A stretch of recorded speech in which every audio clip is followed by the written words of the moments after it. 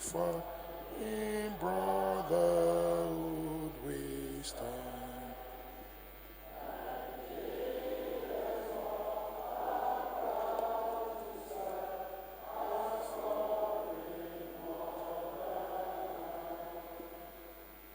Thank you very much. God bless Nigeria. God bless Lagos State. And God bless everyone here today.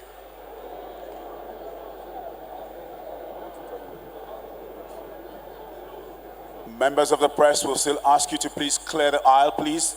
Please, and please, once again, do clear the front. Find a convenient position for yourself, please. Members of the press, we appreciate your work once again, but please do clear the front. Mr. Governor, Mr. Babajide Olushola Sanwo-Olu, the Governor of Lagos,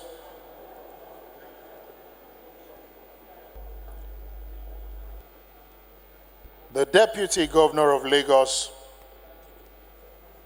Dr. Kadri Obafemi Hamzat, the Right Honorable Speaker of the Lagos State House of Assembly,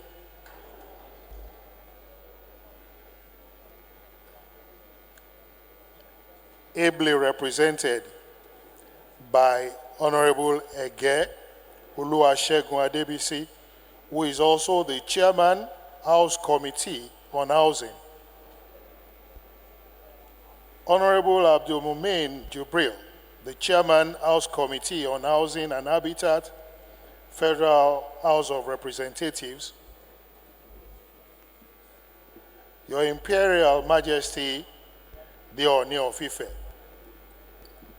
and Your Royal Majesty, the Oba of Lagos, members of the State Executive Council here present, in particular the Honorable Commissioner for Housing, Honorable Moruf Akinderu Fatai, and our own paragon of beauty and brain, Barrister Barakat Odunuga Bakari, the Special Advisor to Mr. Governor on Housing, Chairman of Statutory Commissions here present,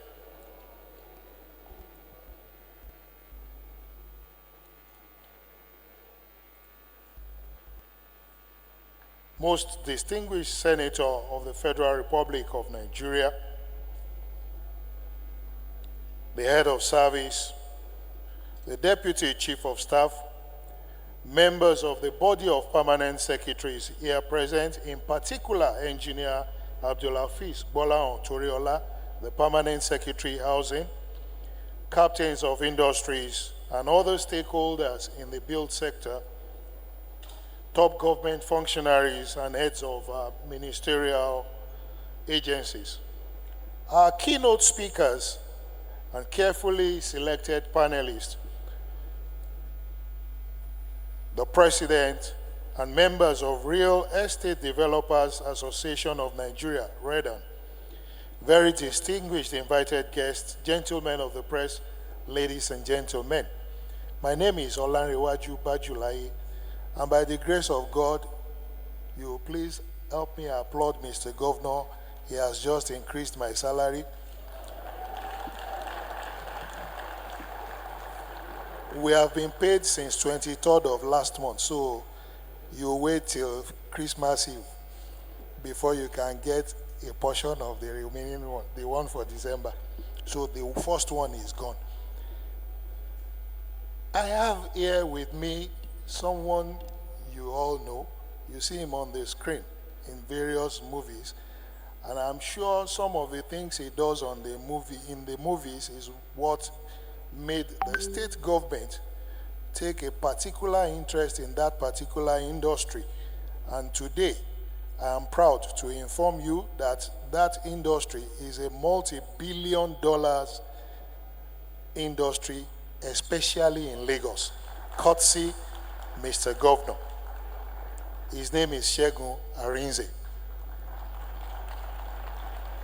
On behalf of the Lagos State Government, Lagos State Real Estate Regulatory Authority, LASRERA, we welcome you all to the 5th edition of Lagos Real Estate Marketplace Conference and Exhibitions, with the theme, Reimaging Lagos, Lagos Landscape, Ensuring Sustainable Real Estate Development Practices.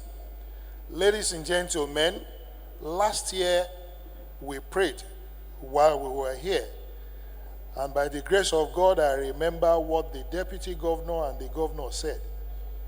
They both told us that by the grace of God, we'll be here same time next year. And that next year is today. I think God deserves a very big round of applause. He's the one that has kept us thus far.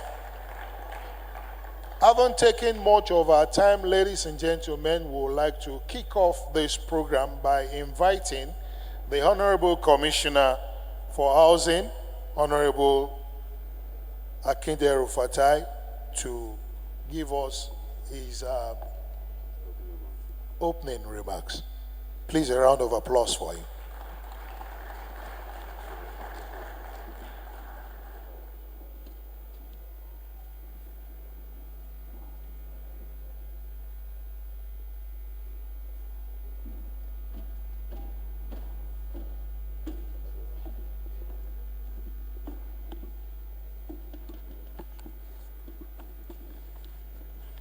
Mr. Governor, sir, please permit me to stand on the existing protocol as we've got to make the best use of the time. Mr. Governor, the Deputy Governor, it is an honor to address a diverse body of stakeholders in the real estate sector today at the 5th edition of Lagos Real Estate Marketplace. Even though the Ministry of Housing and the Office of the Special Advisor interacts with you all as individuals, business owners, or as groups on a daily basis, our gathering at this real estate marketplace has become a unique annual platform for us to dissect, reevaluate, disagree, and agree on mutual policy and regulatory matters. The theme for this year's conference, Reimagine Lagos Landscape, the critical role of regulations in sustainable real estate development, will be a test for all operators and regulators to reshape and scale up roles and responsibility where necessary. Lagos is a city of boundless energy and opportunities, a melting pot of cultures and hub for innovation and commerce. However, it is also a city grappling with the challenges of rapid urbanization, housing deficit, and environmental vulnerabilities. As we strive to reimagine the Lagoscape, regulation must take center stage in guiding sustainable real estate development. Regulations are the foundation of well-ordered society, and in the real estate sector, they play an even more critical role. Regulations set standards for development and ensure that projects meet safety, quality, and sustainability benchmark, as well as protect lives and investments.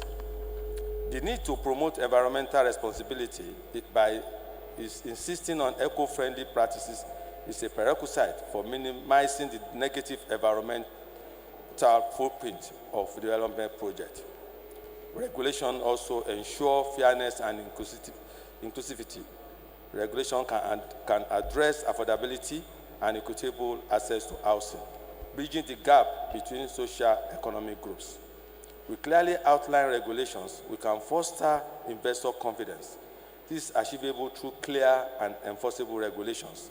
It will also create a predictable environment that will encourage both local and foreign investment. Lagos State has made significant strides in strengthening its regulatory framework to ensure sustainable urban development. Key initiatives include the Lagos State Urban and Regional Planning Law. This law emphasized organized development, zoning, and compliance with master plans. The building control and permits through agencies like Lagos State Building Control Agency. We enforce standards that prioritize structural integrity and safety. Policy on waste management, energy efficiency, and water conservation aim to protect our fragile ecosystem. We have tenancy law This regulation safeguards the rights of tenants and landlords, promoting fairness in property transactions. Despite all these efforts, there are areas that require urgent attention. We have non-compliance, that is unregulated development and informal settlement continue to undermine urban planning efforts.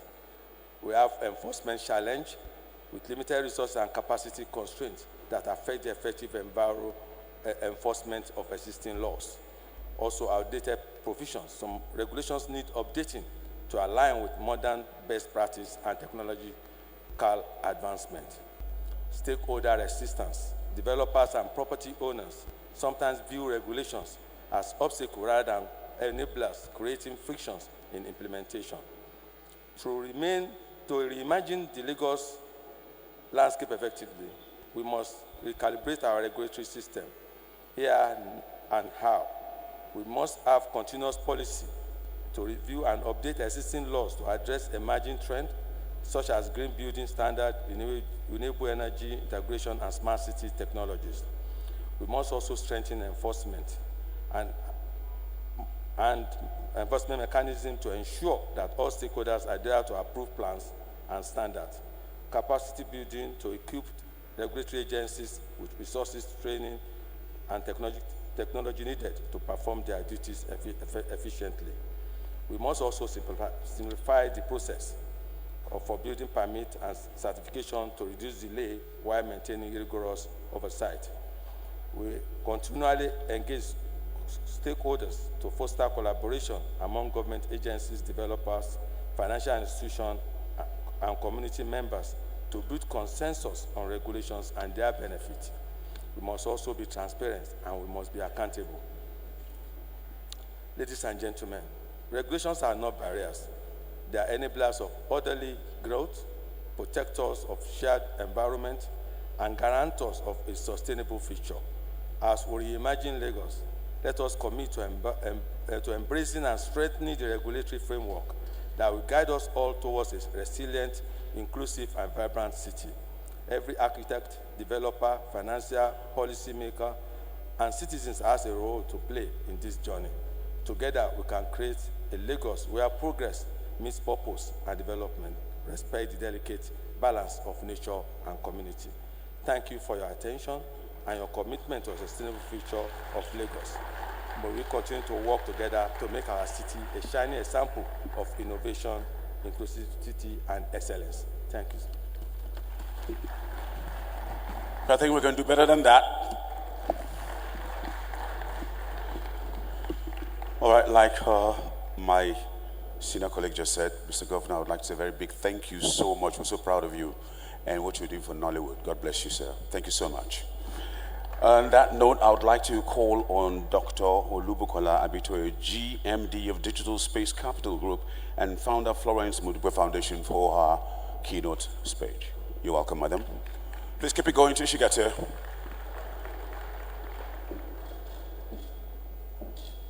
My God, you look elegant. Thank you, Mr. Arinze. The last time I saw you was on the screen. Really good to meet you.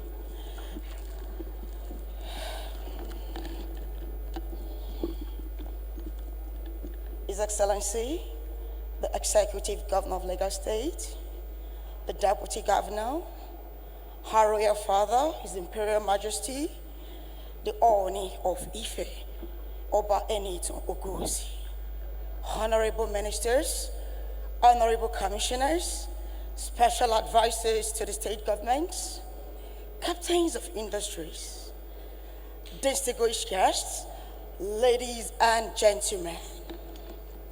It is an honor and privilege to address you today on a topic that holds immense relevance for our time, to discuss an issue that lies at the heart of our collective responsibility: the intersection of sustainability, circular economy principles, and affordable housing in Lagos. It is very important to know that today's gathering is not just a regular meeting, but a gathering of great minds, visionaries, and change makers who are responsible for the change that Lagos State envisions. It is impossible to ignore the twin challenges that Lagos State is currently facing: the rapid urbanization and the growing demand for affordable housing.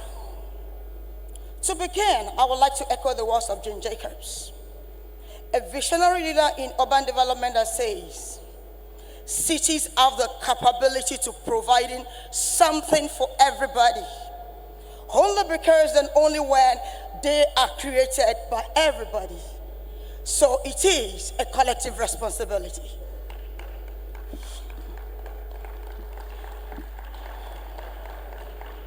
The pressure on our infrastructure, natural resources, and urban systems are immense. Yet these challenges present us with unique opportunities to imagine how we build, what we build with, the long-term impact of these choices, and the maintenance of the structures, which is really a major problem in Nigeria today.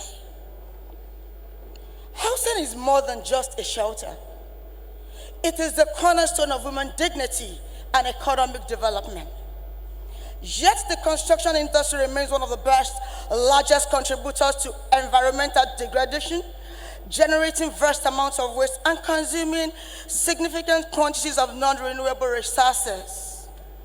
At the same time, we cannot undermine the fact that the concept of the circular economy has gained significant traction in recent years, particularly industries and organizations who are committed to minimizing waste and optimizing resource utilization.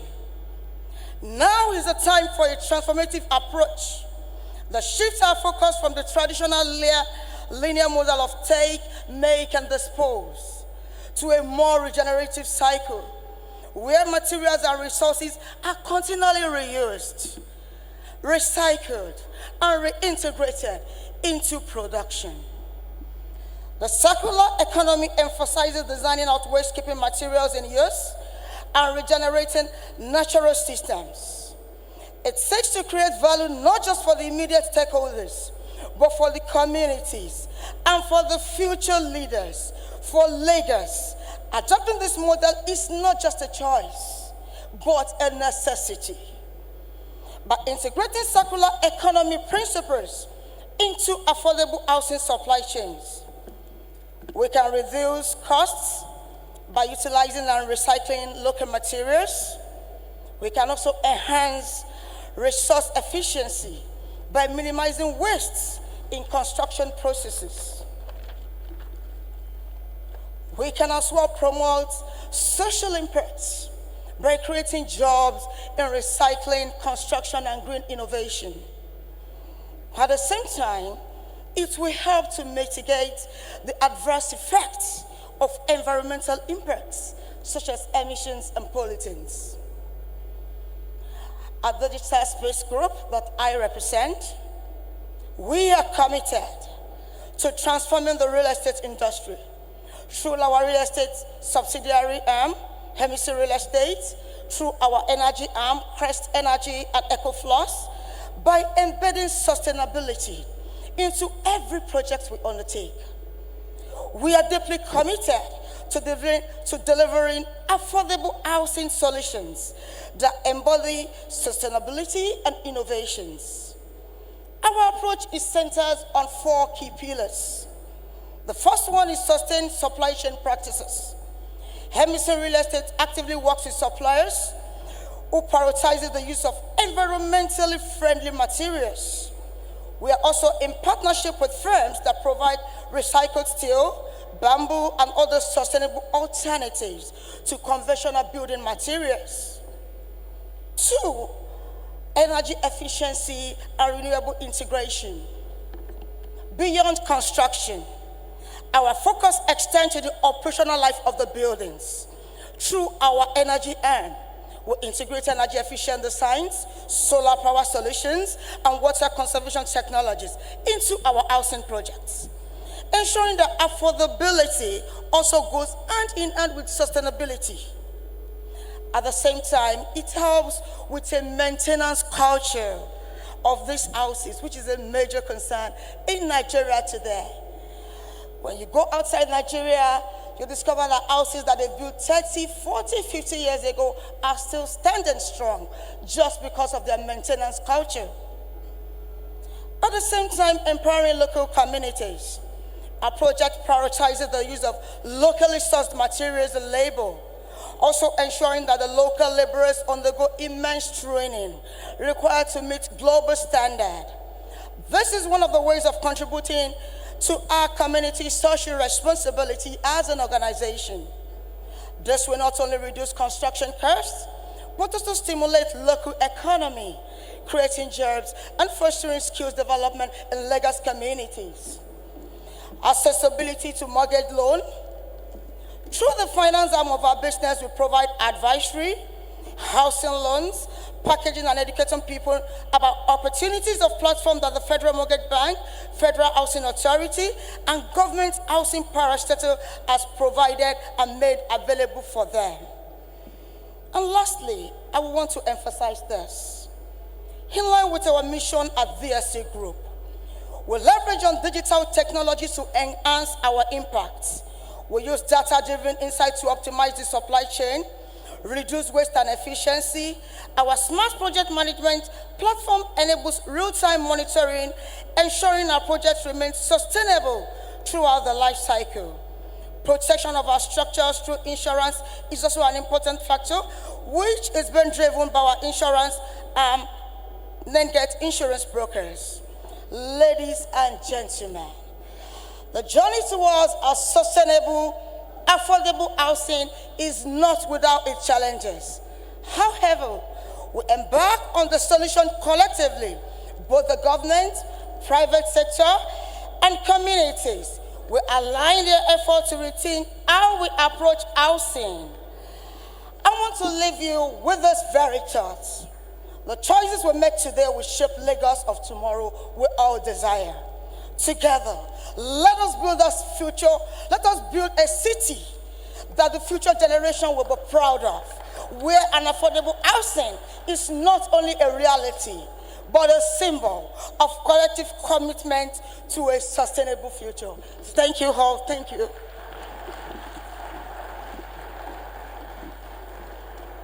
Thank you very much. That speech reminded me of Martin Luther King. I had a dream.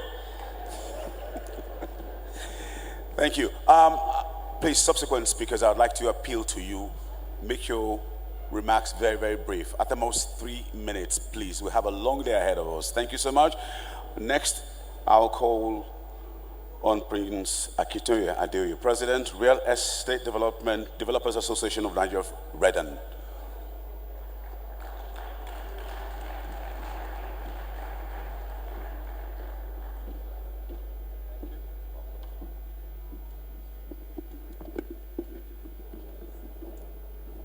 His Excellency, the Governor of Lagos State,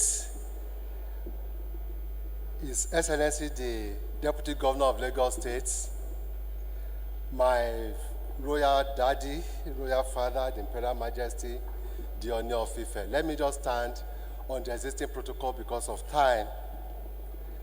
It is a great privilege to stand before you today as we discuss a topic that holds immense significance for the future of our cities and our planets, urban sustainability. It is an era where the challenges of rapid urbanization and climate change are intensifying, and the need for sustainable urban development has never been more urgent. As one of the most populous countries in Africa, Nigeria urbanization rate has grown from 47.84% in 2015 to 55.2% in 2024. And Nigeria commercial capital Lagos, one of the fastest growing metropolitan cities in the world, and the first largest by GDP, stands at a defining moment in its history. The decision we make today will determine the quality of life for millions of Lagosians and Nigerians for generations to come. Lagos is leading, and Lagos must lead in this area in Nigeria today. Lagos is the leading state in Nigeria in terms of economic activities, accounting for over 50% of industrial and commercial activities. Lagos leads in terms of infrastructure and real estate developments. Lagos leads in terms of innovation, having the most technology and innovation hubs, including the Yaba Innovation Nucleus. In terms of entertainment and tourism, Lagos hosts Nollywood, arts, tourism, and nightlife activities. With over 20 million residents, Lagos accounts for about 10% of the national population, with some of the most economically sound Nigerians living in Lagos. As such, Lagos must also now take the charge in preserving our planet and teach others to follow. In summary, because of time, I need to just cut all this speech. It's 20-minute speech to 3 minutes. Let me go to my summary.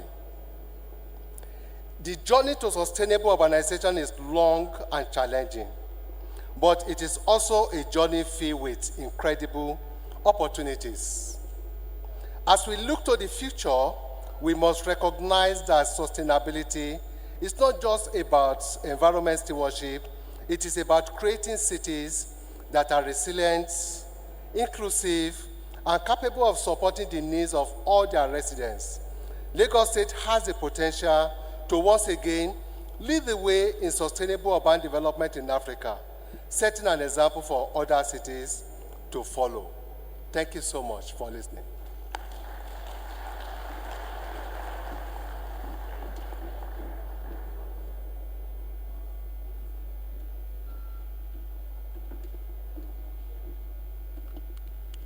Thank you very much. Please tell your neighbor this is Lagos. No time to waste time. Ladies and gentlemen, on this note, I'd like to invite the Special Advisor to Mr. Governor on Housing, Lagos State, Barrister Barakat Bakari, to please come forward and formally welcome Mr. Governor, His Imperial Majesty, and all our distinguished guests to this occasion.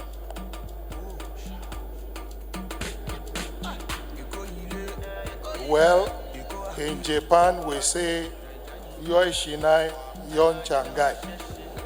Good thinking, good product.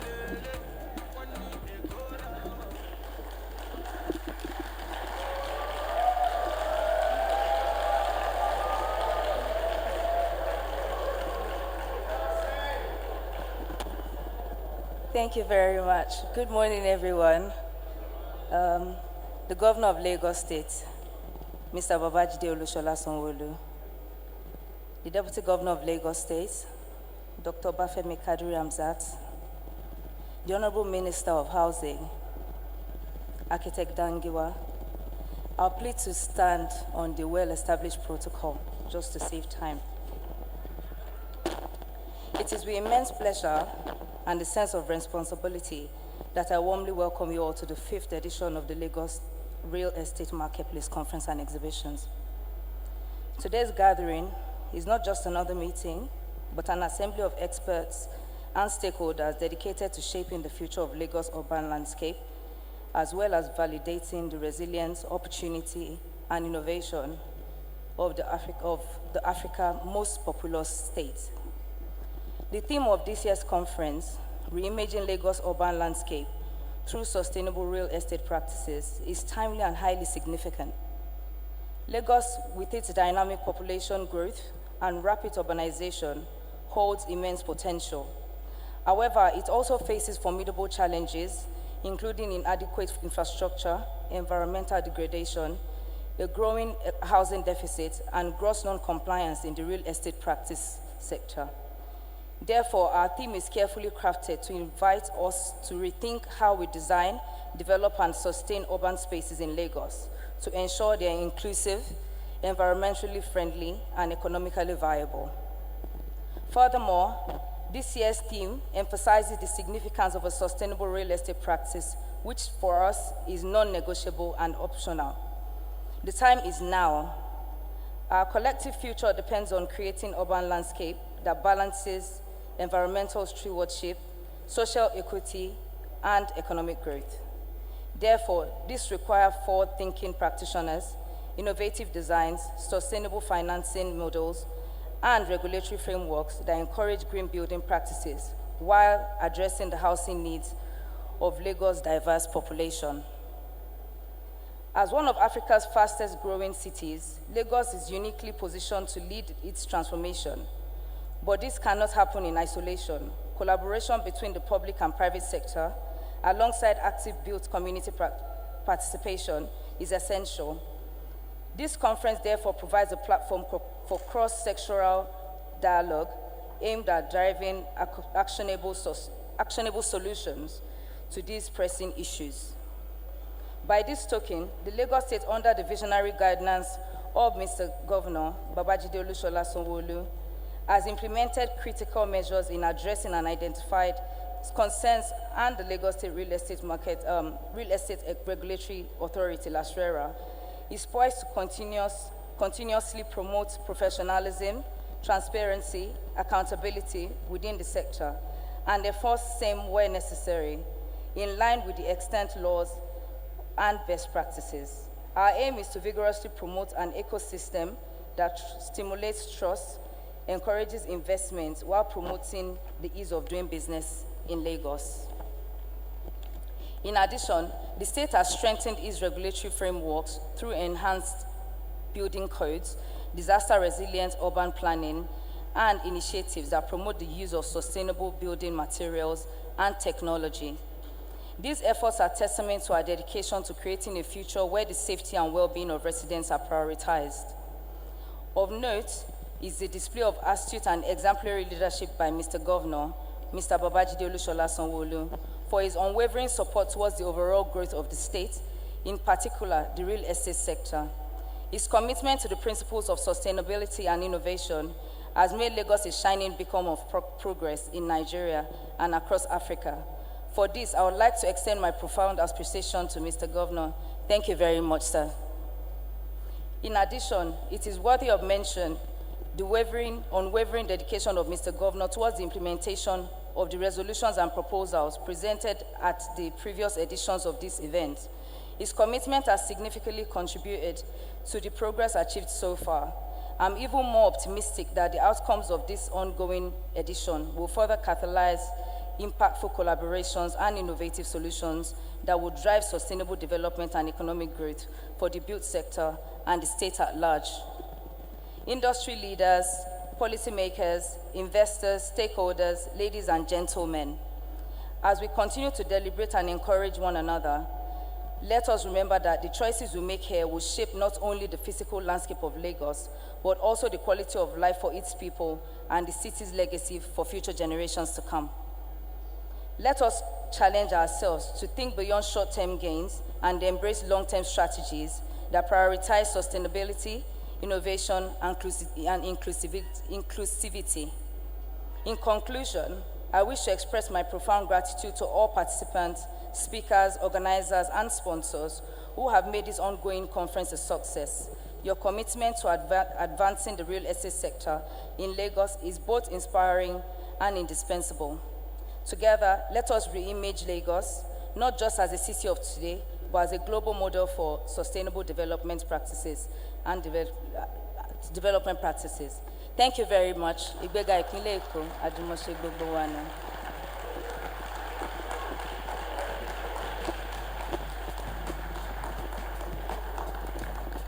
Thank you very much, distinguished ladies and gentlemen. I think the special advisor deserves a bigger round of applause.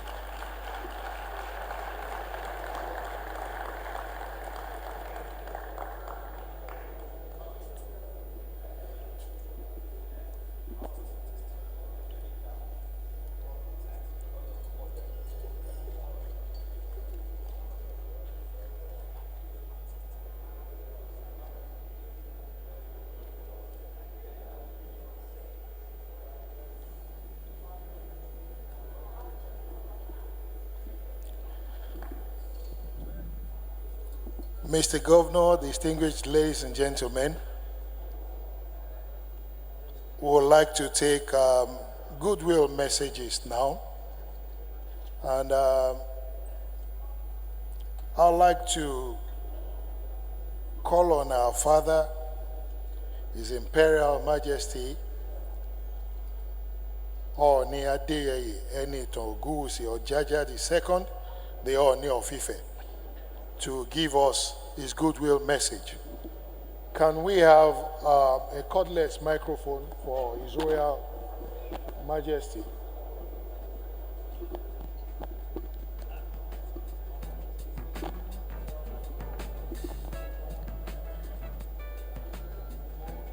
Well, Baba said, I would like to see all my children. So let me come up and see all of them.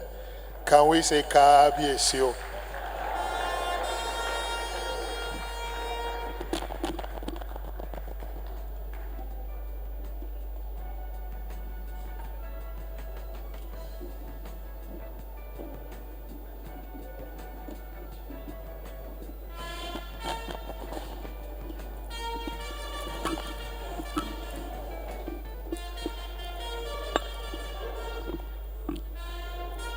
Your Excellency, the very energetic Governor of Lagos, very vibrant, and also a professional in real estate who has a lot of passion for it. This is his own forte too. This is his own bread and butter. Please, I want you all to give him a resounding round of applause.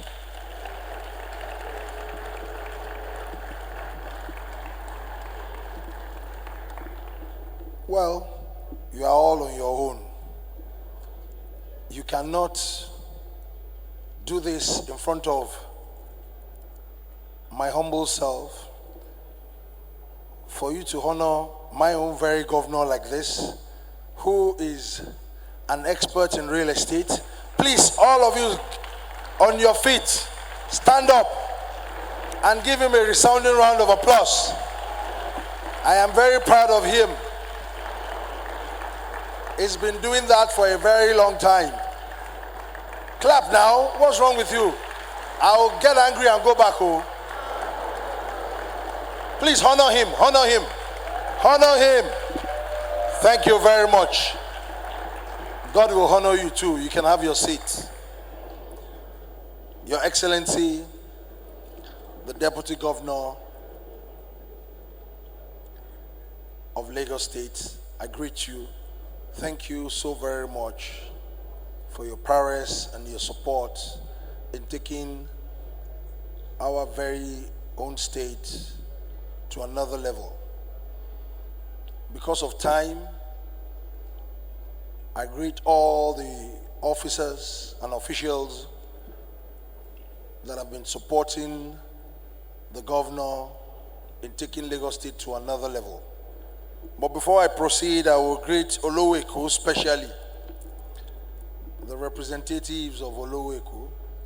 Eba Miki Babao, we are around Maleo. Ajinde ara ma jẹ́ o. Ọlọ́run Olódùmarè a máa bá mi dúró tì wọ́n. Àwọn náà wọ́n dàbí ọgbọ́n in real estate o. Mo mọ̀ wọ́n dáadáa o. Kọ́lọ́run tó gbé mi lórí tẹ́ yìí, èmi àti bàbá jọ fà dáadáa. Ẹ bá mi kí wọn dáadáa o. Well, my goodwill message. I am a very active participant in the real estate sector in Lagos State.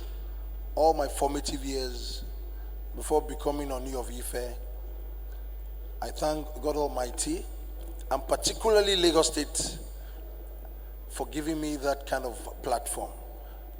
Every one of us, especially we Arauke people usually start from Ibadan. A little bit of portion of Ogun State, you know, we all came to Lagos with nothing, and we have always been very successful and we all leave Lagos with a whole lot of things.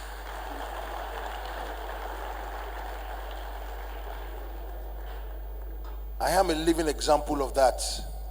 So for everything I do, I will never forget Lagos State. This is Lagos. If truly you've been blessed in Lagos as a state, clap for this is Lagos.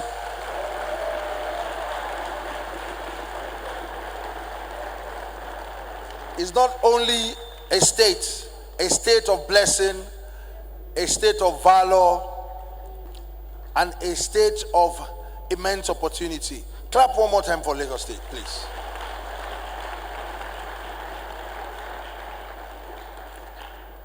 You know, I said earlier on that clap for my governor.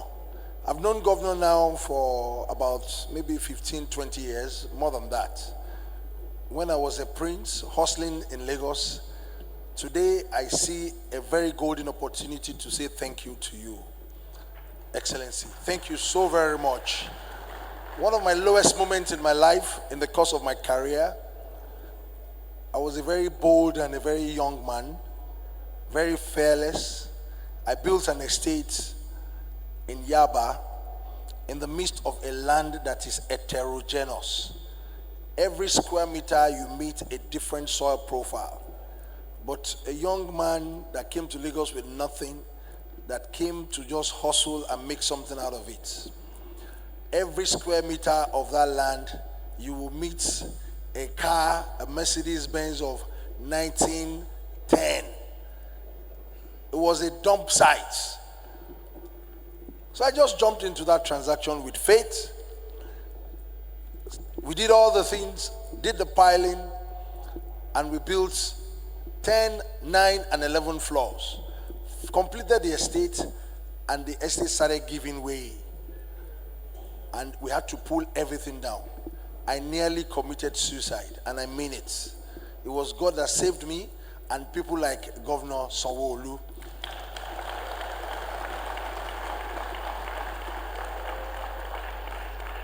He was a commissioner then, and he gave me so much courage that you have tried, young man. Don't worry. Is what I believe in. I know about real estate and I know challenges. We will walk around it.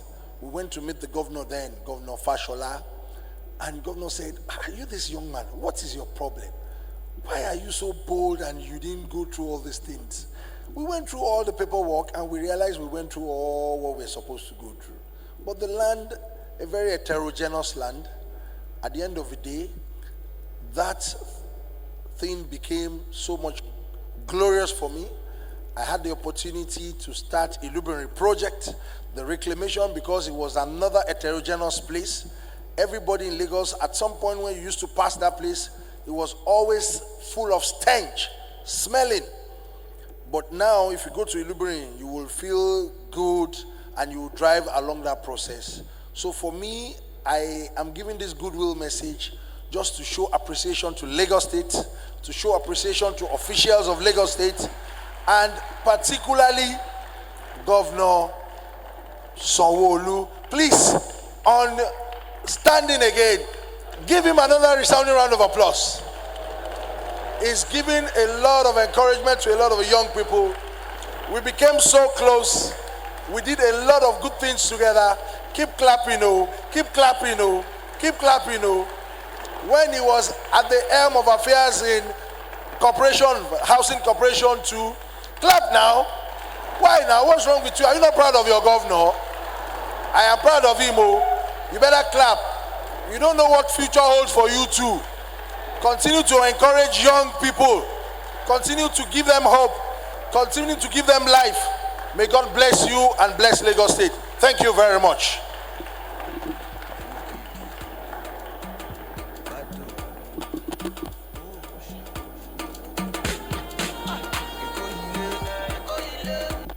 Distinguished ladies and gentlemen,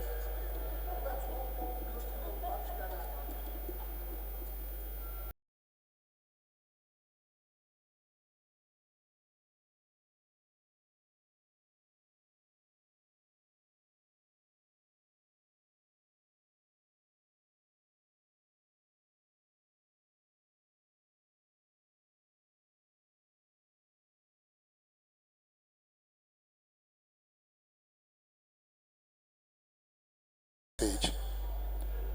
The Bajulaye of Lagos, High Chief Oyekon, will be speaking on behalf of His Royal Majesty Oba Ridwan Osholale Aremu Akiolu, the Oba of Lagos.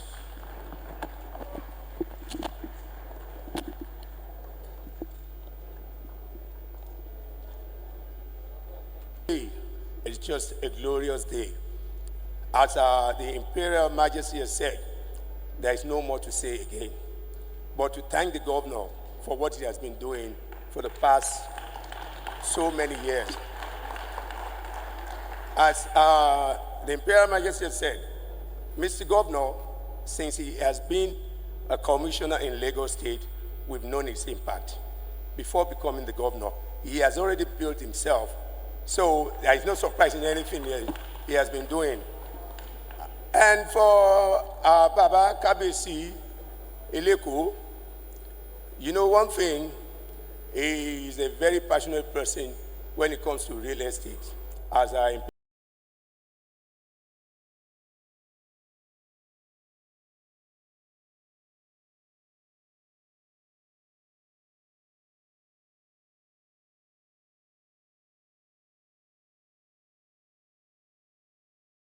Olinek Bale of Lagos can testify to.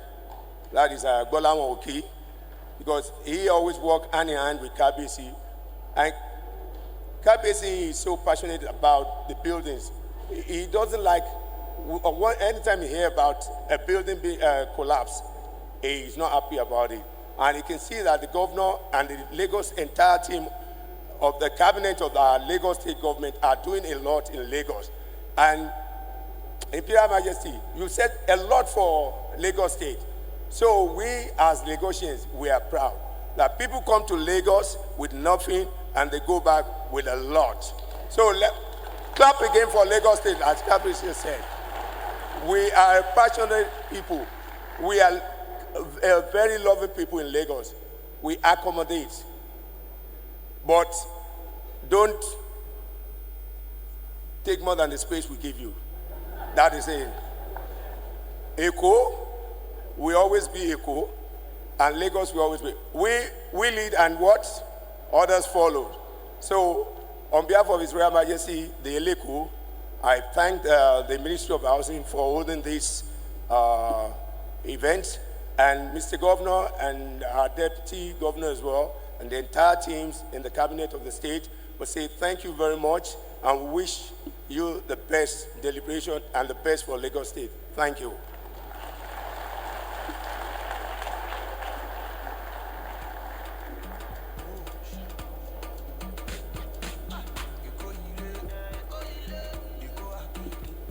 Thank you very much. Egbagba, Ijebu Abu, Eko Ako gbogbo ẹ. Ladies and gentlemen, we're still taking goodwill messages, and I'd like to invite to give us his own goodwill message the Chairman, House Committee on Housing and Habitat, Honorable Abdul Mumin Jibrin. Please, a round of applause for him. The Executive Governor of Lagos State, and also, of course, the performing Governor of Lagos State, whom I have a very special admiration for. Your Excellency, the Deputy Governor, distinguished Senator representing Lagos Central, members of the House of Representatives, Honorable Minister of Housing, Your Royal Highnesses, very distinguished guests. I'm sorry if I don't make specific mention of you, ladies and gentlemen. My colleague was just quickly telling me when I wanted to resist coming in now because I'm trying to just put together what to say. And he said, no, you are a good speaker, just go up. you will do it. So, and I was replying to him that every time I speak off the head, I run into trouble. So now I try to read, I try to write and read so that I do not deviate. Please pardon me, but I will read very quickly, just a minute or two, to just put together what I intend to say. I'm highly honored and delighted for the privilege granted me to present a keynote address here today at this 5th real estate market. I want to commend the Lagos State government and governor for this timely event, which I believe will greatly assist in shaping the real estate development practices, not only in Lagos State, but also across the country. The theme of the conference and exhibition, Reimagining Lagos Landscape, Ensuring Sustainable Real Estate Development Practices, is apt. The history of organized housing and real estate development started in Lagos with the establishment of Lagos Executive Development Board in 1928, which later metamorphosized into the current Lagos State Property Development Corporation in 1972, but that is official. Unofficial estate development started in Kano. Lagos was also the purveyor of real estate market in Nigeria and has remained a leading market which opened up other real estate markets across Nigeria. The theme chosen for this event therefore depicts clearly the importance of real estate market to the economic development of Lagos State with the objective of sustaining the existing landscape of the state. So one will not be too surprised therefore when you hear the phrase, land is our oil.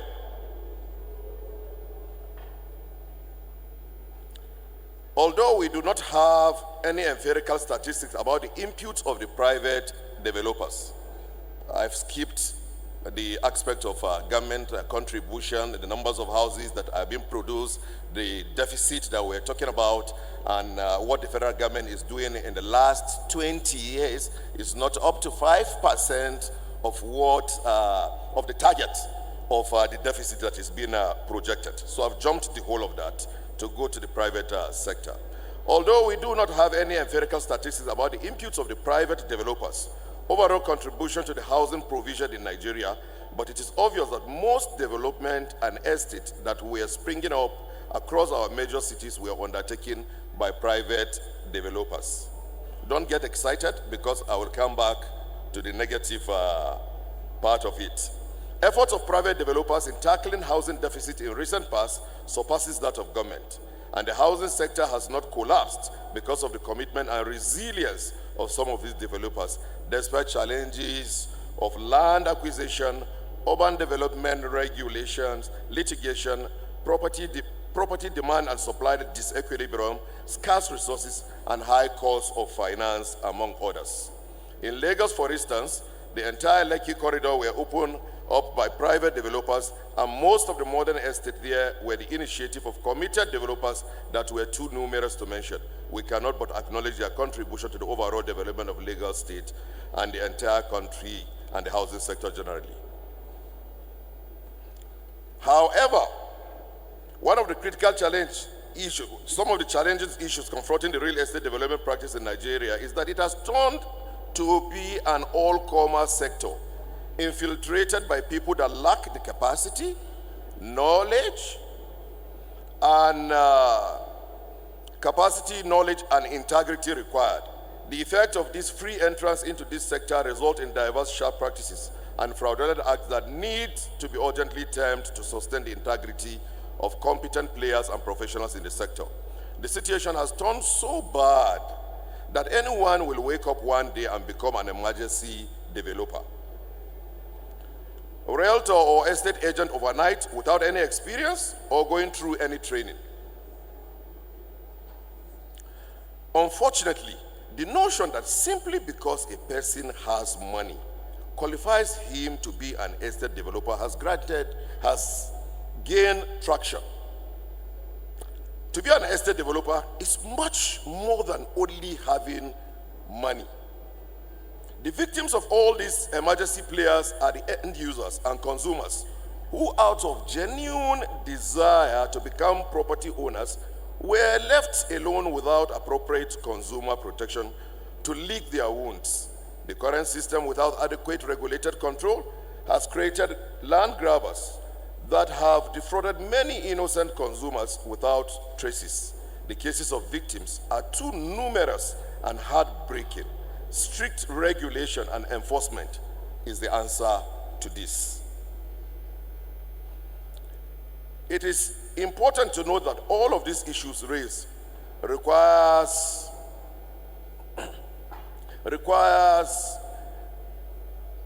legislative backing, some at the state and some at the national level. The House Committee on Housing will be willing to cooperate and partner with all stakeholders in the sector to ensure that laws required to move the sector forward are passed.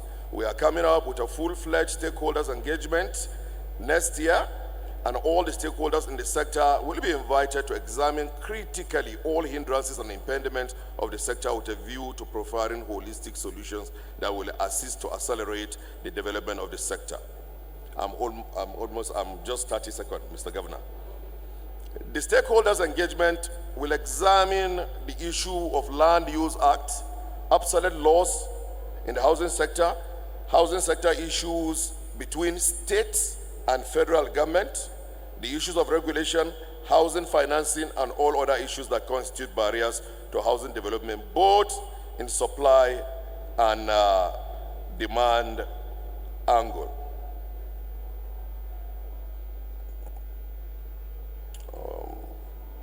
Just a moment. Now, in conclusion, regulation is often misunderstood as a limitation. In fact, it is a catalyst for progress. It serves as a foundation upon which visionary cities are built. Consider this: without clear regulatory frameworks, the dreams for Lagos may remain elusive. Allow me to highlight three critical areas, mention: urban planning and land use management, sustainable development and environment conservation, affordable housing and infrastructure development. Consider Singapore and Dubai, which transformed itself through stringent regulation governing Land Use Act, transportation and housing, which developed a meticulous regulatory framework to attract foreign investment while preserving its cultural identity. What these cities teach us is clear. Regulation does not stifle innovation, it enables it. Finally, to overcome this obstacle, we must foster a culture of transparency and accountability. Regulators must collaborate with stakeholders from developers and investors to resident and civil society and organizers. By doing so, we can build on trust and ensure that regulatory frameworks reflect the aspiration of all and specifically Lagosians. Mr. Governor, thank you so much. You may see us from far. We admire Lagos. And let me say one thing, and you might be surprised that is what we make the headline, despite all the good things I've said in this speech. I know Lagosians also have their challenges and they complain. But I want Lagosians to go to other states. Then you will understand that probably Lagos is the heaven in Nigeria. Mr. Governor, well done. And one thing I picked from your administration is your ability to stick, build on, repackage, but stick on sustainable development and long-term planning. So when I watch you on television, Lagos State officials, the organizers of this event, water, sanitation, infrastructure development, Lagos is not only talking about today. Lagos is talking about 10 years, 20 years, 30 years, 40 years, 50 years. All states, I'm not putting an exception in Nigeria, please be humble. So if you want to attack me, later you can attack me. Come to Lagos, understudy what is going on here. Thank you, Mr. Governor.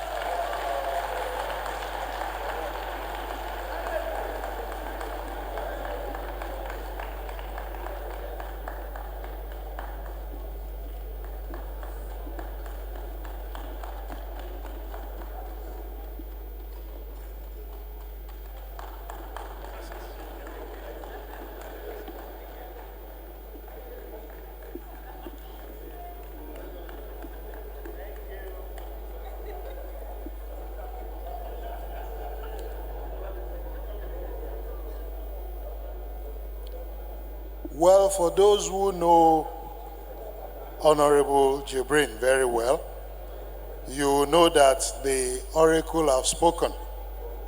I don't know where you're coming from, but from the 35 states, and Abuja inclusive, Abuja is towing the line. We have loaned people to Abuja. So please come and learn. This is Lagos. Distinguished ladies and gentlemen, the Speaker of the Lagos State House of Assembly is here in our midst, who is ably represented by the Chairman House Committee on Housing, Honorable Ege Adewisi. Please, a round of applause for him.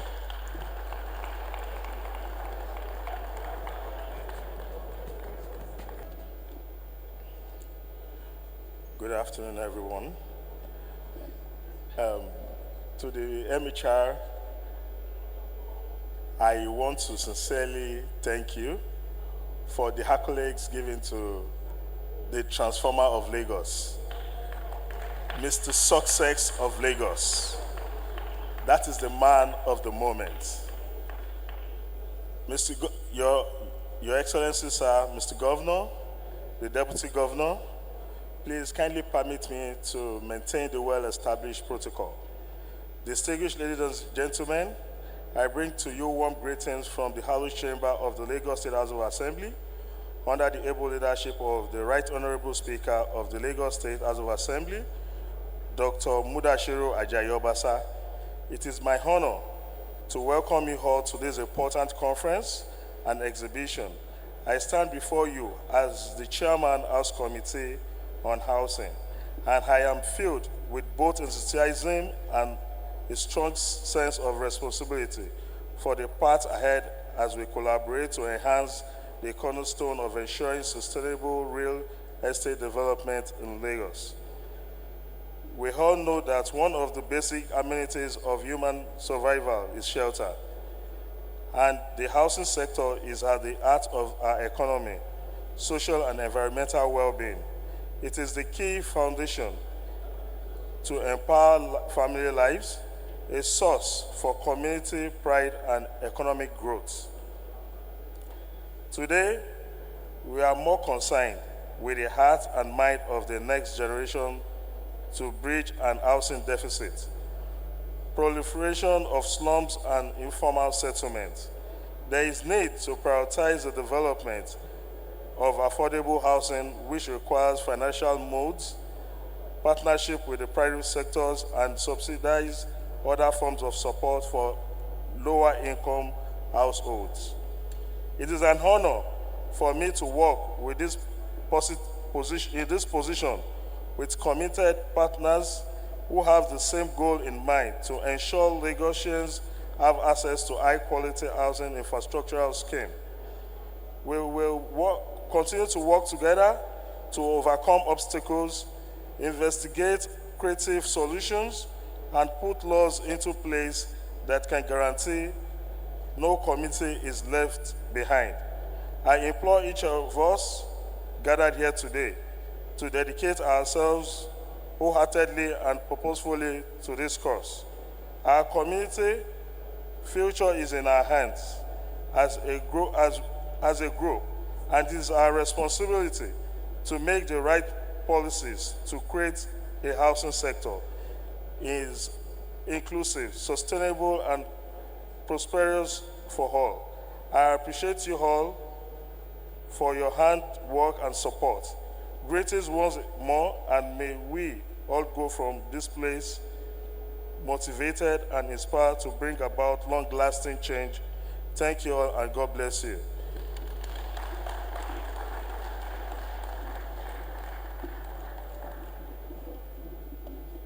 Thank you very much. That's the speaker. Ladies and gentlemen, we'll take two more, then we'll go into something different entirely before we hear from Mr. Transformer himself. We'll take our own, the man that is representing the Lagos Central Senatorial District, Senator Wasiu Sonny Eshinlokun.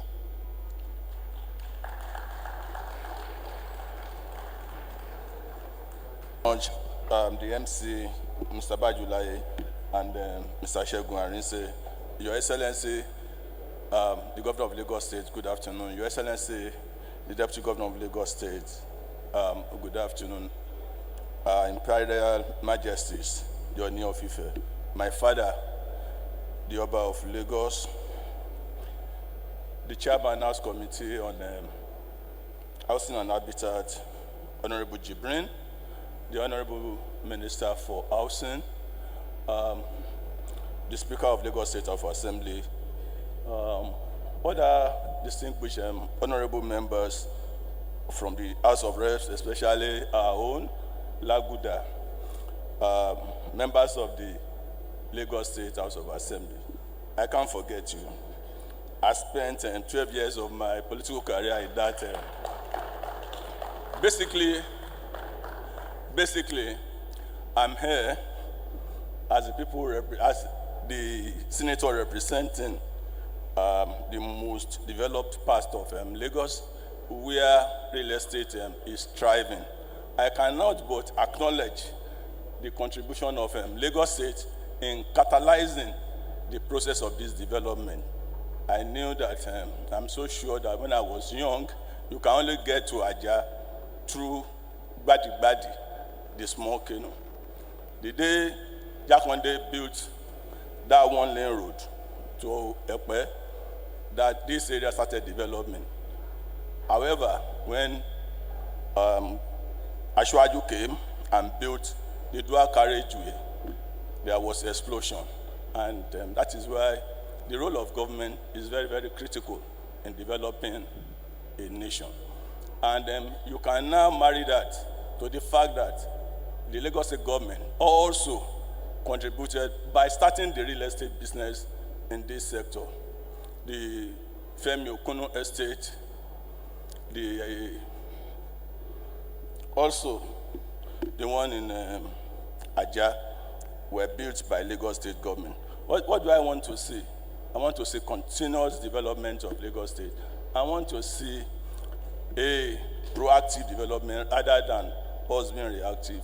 I want to see an area, if well planned, that will be full amenity, the full infrastructure, hospital, petrol stations, schools, so that those people living there can do whatever they want to do without going out, except when necessary to work.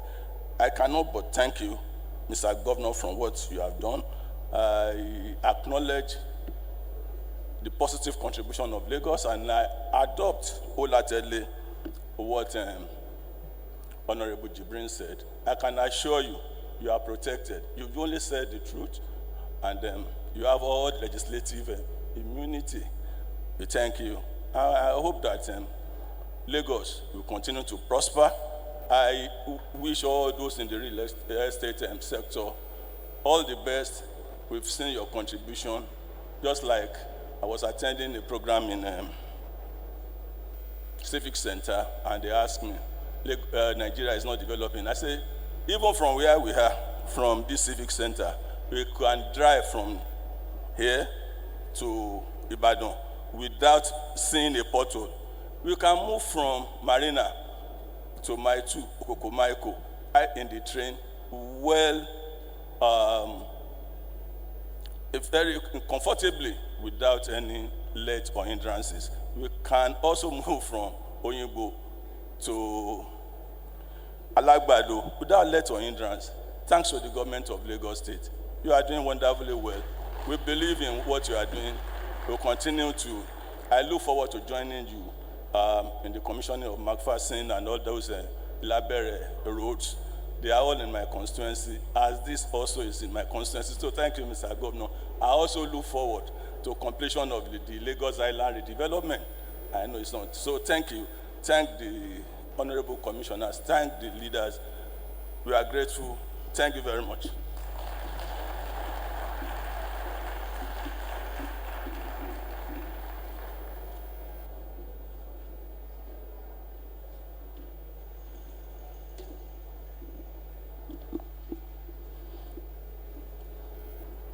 Thank you very much, most distinguished Senator Wasiu Eshinlokun Soni.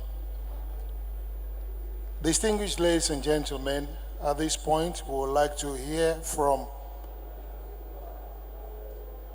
the Honorable Minister for Housing and Urban Development. Please welcome with me Architect Ahmed Dangiwa. Please give him the Lagos welcome.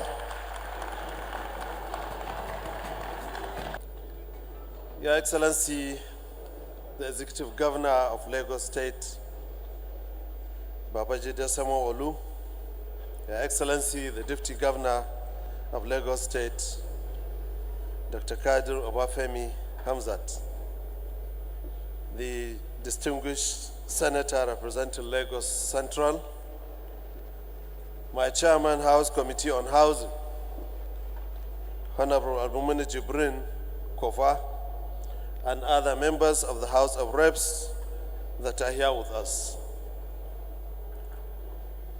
The Royal Highness, His Royal Majesty, the Oni of Ife, and His Royal Highness, the Oba of Lagos, represented by the Bajulaye of Lagos, the Honorable Commissioner, the Honorable Speaker, Right Honorable Speaker of Lagos State, the Honorable Commissioner of Housing, and other members of the Executive Council, the Special Advisor to His Excellency on Housing, Barrister Barakat Odoniga, the President of Red and Real Estate Developer Association of Nigeria, and the MD of Lasrera, the housing experts, professionals and stakeholders in housing that are here with us. Good afternoon. It's indeed an honor to deliver these remarks at the 5th Lagos Real Estate Marketplace Conference and Exhibitions that is taking place today. This event has become a significant feature in Nigerian real estate calendar. I commend His Excellency, the Governor Babajide Sanwo-Olu, the Lagos State House of Ministry of Housing, and the Lagos State Real Estate Regulatory Authority, LASERA, for sustaining this platform for the meaningful dialogue, networking, and even policy formulation to enhance the real estate sector. While such conversations are essential, we must also go beyond talk and implement innovative solutions that led to concrete outcomes and actionable policies for our nation. The theme that today's theme, Reimagine Lagos Landscape, ensuring sustainable real estate development practices, is particularly relevant given the Lagos' critical role in Nigeria's economy and its unique challenges. Lagos, as Nigeria's commercial hub, it also hosts one of the largest populations, despite having a smallest landmass, coupled with high rural-urban migration. These dynamics put immense pressure on the infrastructure, particularly housing. The land scarcity and high costs often exclude low and middle-income earners, leading to slum development and construction in unsuitable areas. Efforts like the Ibeju-Lekki and Eco Atlantic City developments have sought to alleviate these challenges. While commendable such initiative, we must also address Nigeria's overwhelming housing deficit. Sustainable urban planning is vital. Since 1999, Lagos has advanced significantly, inspired by the visionary leadership starting with His Excellency President Bola Ahmed Tinubu, GCFR, as governor, to our present ever hardworking governor. However, consistent enforcement of urban development plans remains a challenge. Over the past 25 years, Lagos has made a significant infrastructural strides, including the bus rapid transit system and the Lagos Blue Line Rail. Such innovations, which is only found in Lagos, enhance the quality of life and exemplify the potential of forward-thinking urban planning. We commend Lagos for that, for leading. So Reimagine Lagos Landscape as stated, requires maximizing limited land resources through innovative real estate development. Policies encouraging vertical development such as multi-story housing should be expanded for optimal land use. Sustainability in real estate must prioritize eco-friendly materials, people-centered designs, and equitable solutions to meet current needs without compromising the future. Nigeria's urban population has surged, growing annually by 4.1%, with over 52% now living in cities. By 2050, this is projected to reach like 70%, making Nigeria the world's third most populous country. This rapid growth presents significant challenges, with 58% of urban residents living in slums and a housing deficit of about 16 to 18 million units. So infrastructure and secure land tenure are also inadequate. To address this, the National Urban Development Policy, which is pending at the Federal Executive Council approval, provides a strategic framework for sustainable urban growth. Its vision is to transform Nigerian cities into prosperous, resilient, and inclusive urban spaces. Your Excellency, achieving this vision demands innovative, high-density urban development, safeguarding agricultural land, and adopting integrated evidence-based policies, just like we found in Lagos. Over the past 14 months, our ministry has advanced housing and urban development with visible, impactful progress nationwide. The Renewed Hope Cities and Estates program includes 14 active construction sites with over 10,000 housing units currently on ground.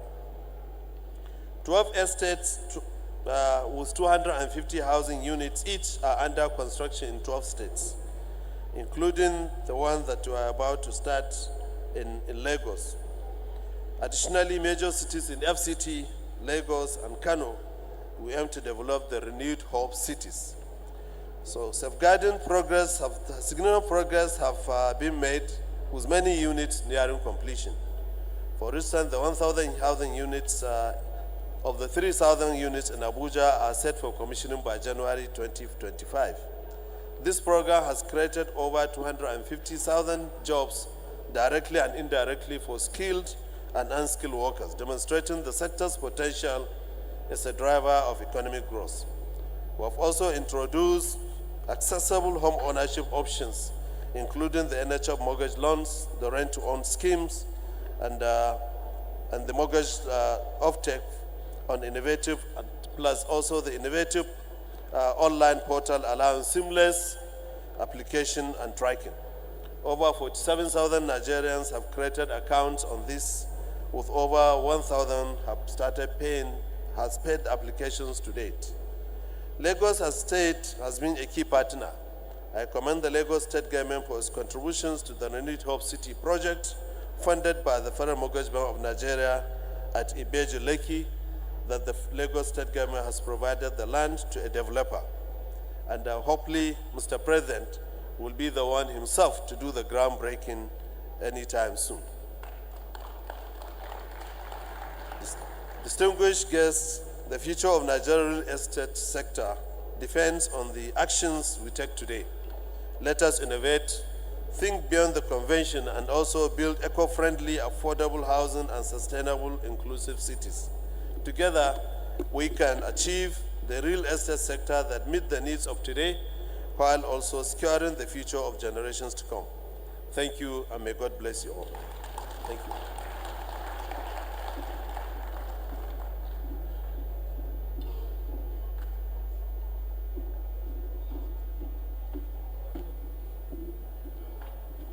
All right, thank you very much. Quickly now, I would like to acknowledge the presence of Dr. Muiz Bandire, SAN, former Honorable Commissioner for Transportation and the Chieftain of ABC. You're welcome, sir. I'd like to call on Dr. Olajide Abiodun, Special Advisor to the Governor on EGIS and Urban Development. And also, to come on stage with him is Dr. Roland Igbinoba, Founder, Payson Housing Company and CEO, Prop Crowdy Limited. Please, a big round of applause for the two of them as they come on.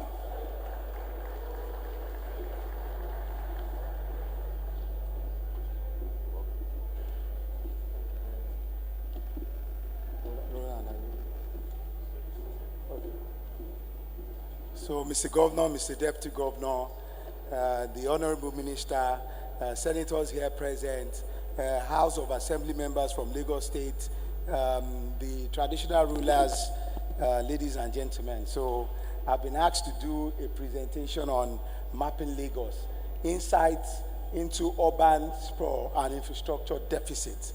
So what I decided to do is to just make this a little bit abstract, so that it's not going to be too technical. So Roland, who is sitting down here, would take care of the technical aspect. So what I'm about to show you is how we can shape a city, and also how the government of Governor Babajide Olushola Sanwo-Olu and Dr. Kadiri Obafemi Hamzat are actually mapping Lagos and also ensuring that the shape that Lagos has is sustained. I just had the Honorable Minister talk about sustainability. It's us being able to meet our needs without compromising the needs of future generation yet unborn. When we look at, maybe books, or we go online, we see that the size of Lagos is about 3,475 square kilometers. But based on our EGIS mapping, we can see that the current size of Lagos today is 3,713.18 square kilometers. And I would like you to clap for Governor Babajide Olushola Sanwo-Olu, because as I speak to you now, we are currently mapping Lagos. The plane arrived 2 weeks ago, and I'm sure Mr. Deputy Governor knows this, even though I didn't have time to discuss this with Mr. Governor. We are now at 90%. We were at 80% before. Because of bad weather, there's a window between, so the window is from maybe around October, November, December, January, February, March, April. But because of climate change, we are not able to get enough flying time. We only need about 57 hours of flying a plane to actually map the whole of Lagos, which is less than 40-50 square kilometers, even if we had all the water bodies. So, Mr. Governor, thank you very much. By the end of this year, early next year, we're going to have the orthophoto of 2024-2025. The last time this happened was when Mr. Deputy Governor was the Commissioner for Science and Tech, and we had the orthophoto of 2009, which is the only asset that we have really been able to use in the state up to today. So this is like physical mapping. But what I want to show today is how we can actually map our cities. Next slide. So this is Patrick Geddes. So Patrick Geddes is a sawmiller and is a sociologist, and he's one of the fathers of planning, because planning actually came from reasonable thinking. And one of the things that he proposed is survey analysis plan, that before you can have any planned area, you must actually survey that land. And survey goes closely with mapping. You must survey, that's land surveying. Mr. Governor is a surveyor. You must also do some kind of reconnaissance survey to recognize and see exactly what it is that you are planning for. So we have town planners in the room. We have other professionals who also help us, like engineers, architects, geologists, and the likes, and then you plan. It is not structural adjustment program. So this SAP is Survey Analysis Plan by Patrick Geddes. Next slide.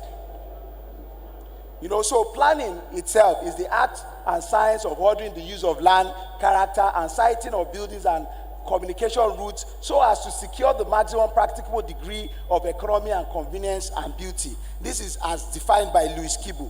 Next slide. So I wanted to show you this. This is Three Magnets. Three Magnets is from Ebenezer Howard. He's one of the people that tried to help us to shape our societies. He was the one that wrote the Garden Cities of Tomorrow. And one of the things that he was saying is that there are three magnets. There are actually two. One is the town. The other one is the country. So the town being the urban area, and then the country being the rural area. But he decided to create an ideal society. And this ideal society, what he did was to create what we call the town country, where he has taken all the advantages of our villages. The villages are clean, there's no pollution. And then he has taken all the advantages of the urban city. You have hospitals, you have schools, and he decided to put it in a town country, which is an ideal society. So the question he asked is where do people go? Which magnet is going to attract more? You know, is it the town? Is it the country? Is it the town country? At that time, it's the town country. But you see, one of the things that I feel Ebenezer Howard forgot, which is part of the things I've been asked to talk about, is urban sprawl. You know, because the urban area also works. You know, like Yoruba people say,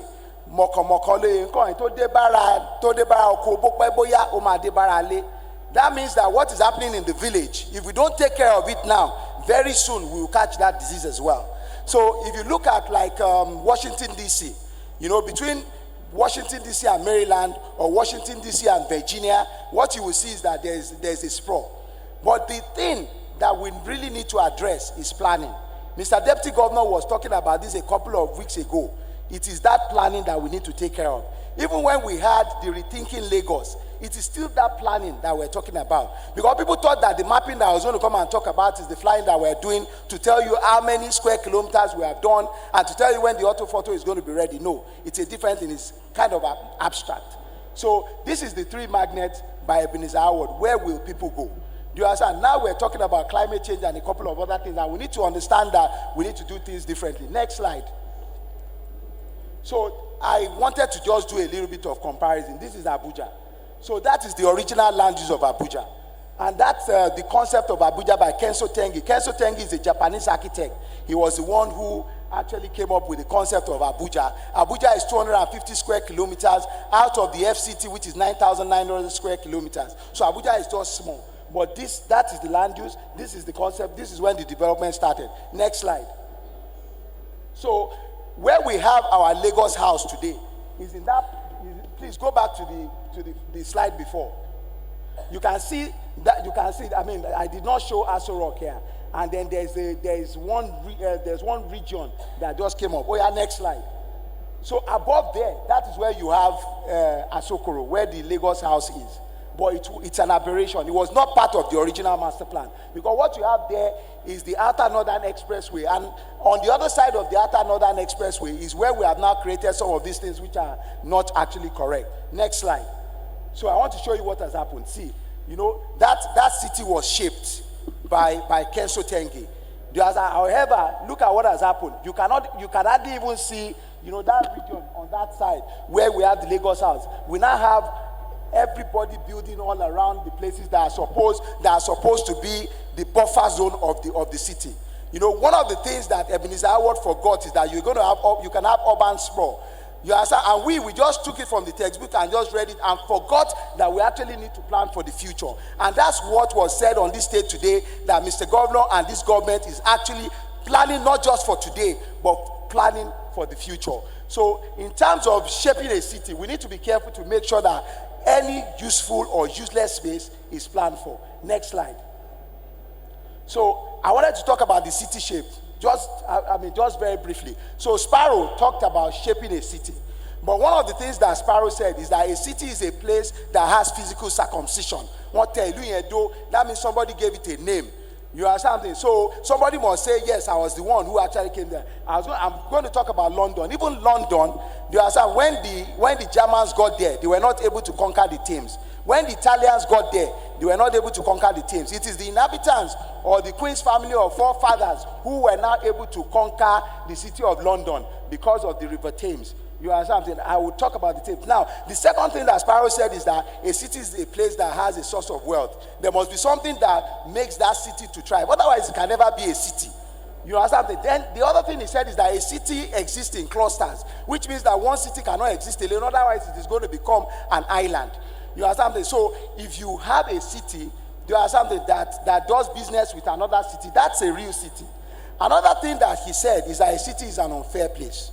Because a city is a place where you have exclusion, gentrification, and a couple of other things. There's nothing we can do about it. And a city is a place where there's differentiation of work. Somebody will be a governor, somebody will be governed. Somebody will be a teacher, somebody will be taught. Somebody will be a judge, somebody will be judged. You know, we need to understand this thing because this is exactly what you find in a city. But you know, one of the most important things that Sparrow said in his book is that a city is a place that has a functional countryside. You know, like Abuja, when Abuja was designed, Kuje was supposed to be where we have the farmland and all of that. The only thing we know Kuje for today is the Kuje prison. You are something. So when you start thinking about it, food is very expensive in Abuja. And that's why you see one of the things that Mr. Governor is doing is building the food logistics hub. He's trying to create a special agricultural zone in maybe 3 or 4 or 5 districts in Lagos. That's part of like mapping the city. Now, the London Thames. The London Thames, this is another book. You know, that's by Sparrow. This is by Gavin. The London Thames, you know, the Thames is the black god. Without the London Thames, there will be no London. You understand? So the Thames barrier goes higher and higher every year. You understand? Without the Thames barrier, there will be no London. London will be underwater. Next slide. Okay, so this is Lagos. You know, and this is the shape of Lagos. You know, it's defined by water. Next slide. I've been able to show Eko Atlantic City. What we want to do when we finish our auto photo, because I don't want to give you wrong information, is we'll be able to show you the new shape of Lagos when we finish this mapping. Next slide. So I want to do a comparison. So if you don't map infrastructure of street furnitures and all those things well, this will not be right. That's a bus shelter on a walkway in Abuja. This is a kiosk that I'm seeing somewhere in Lagos on a walkway. You know, this is not how to map a city. Now, that is Abuja. Infrastructure decay that they asked me to talk about. That's a bleeding sewer. So before, I used to call it a bleeding sewer, but now I used to call it a weeping sewer, but it's a bleeding sewer because number 2 is coming out of this thing. So if we don't take care of our infrastructure in Lagos, we will soon have this discharging into the river. So these are things we need to be careful about. Next slide. So I wanted to show this. This is the Abuja Boulevard. I remember that the minister that came after Rufai, Modibo, decided that he was going to have a whole committee on the Abuja Boulevard. The Abuja Boulevard is going towards the Aso Rock, you know, from the original design. But this may be impossible, and I'll tell you why. Because there are now obstacles on the way, you know, and I'll show you some of those obstacles. Next slide. So you see, you know, it will become a religious crisis if you have to remove the bell tower of the National Economical Center. And that is the Federal Mortgage Bank, which is actually under the control of the Minister of Housing and Urban Development. You know something? Because if we really need to have this Abuja Boulevard and do the restoration of the Abuja Master Plan, that means we're going to demolish all of these things for us to have that boulevard with trees that looks like Champs-Élysées, where we have shops and then we can walk on the streets, you know, shopping. We need to think about this. Next slide. So this is the Dosemu situation. I'm rounding up. You know, this is Dosemu yesterday. That's before. Next slide. So we started looking at this after the fire. So this is from the Model City Plan, you know, which has been produced under the supervision of my colleague, that's the Commissioner for Physical Planning and Urban Development. You know, next slide. So this is what the Dosemu area will look like according to the Lagos City Model Plan. So we are now doing a regeneration plan, and our regeneration plan is following this. You know, so there are so many questions that we need to ask ourselves. I will get there. Next slide. So these are 2 books. You know, this is one book talking about the rail lines. Rail lines are part of the things that shape Chicago today. But somebody else said no, that it is actually the people who decided that the rail line will be there. It's not that the rail line just appeared there. It's not a river. It's not a rock. It's not a natural feature. So it is people. So they call it about Chicago Line, the men and women who shaped our city. Next slide. So what do we do? So this is Governor Sanwo-Olu thinking and asking the question, what are we going to do? We must actually regenerate. And people must understand the reason why we need to regenerate. Because the governor, all he's doing is to map Lagos, not just for today, but for the future. And the only thing we need to do is to ensure that we support this administration. How is he mapping Lagos? And I want to show you. Next slide. So the team's agenda. So this is where the team's agenda comes in. So if you are the best planner in the world, you cannot tell me that everything that you see contained in the team's agenda is not exactly what we need to be looking at in urban planning. So you can see it. And then the next slide, which is my final slide, by the way. So I decided to create a matrix, you know, just similar to what Commissioner for Physical Planning did during the Physical Planning Summit, where they talked about rethinking, Do you understand something? Lagos. I'm not talking about reinventing Lagos. So there are some must-haves. There is, I mean, this is not very clear, but you know the must-haves are things like the green line that has just been signed. You know, there are must-haves. It will cost a lot of money. You know, like the film city. You have the medical university. You know, the Lagos, maybe Lagos satellite towns. You know, the Fort Mainland Bridge. Those are the money pits. You know, the quick wins are there, like, you know, school renovation and a couple of other things that we're doing today. You know, so this is the time we really need to think about what mapping is. And understand that we have a man, just like the men and women who shaped our city. Governor Sanwo-Olu, Deputy Governor Hamzat, together with their team, are shaping Lagos not only for today, but for the future generation yet unborn. Thank you very much. Last slide.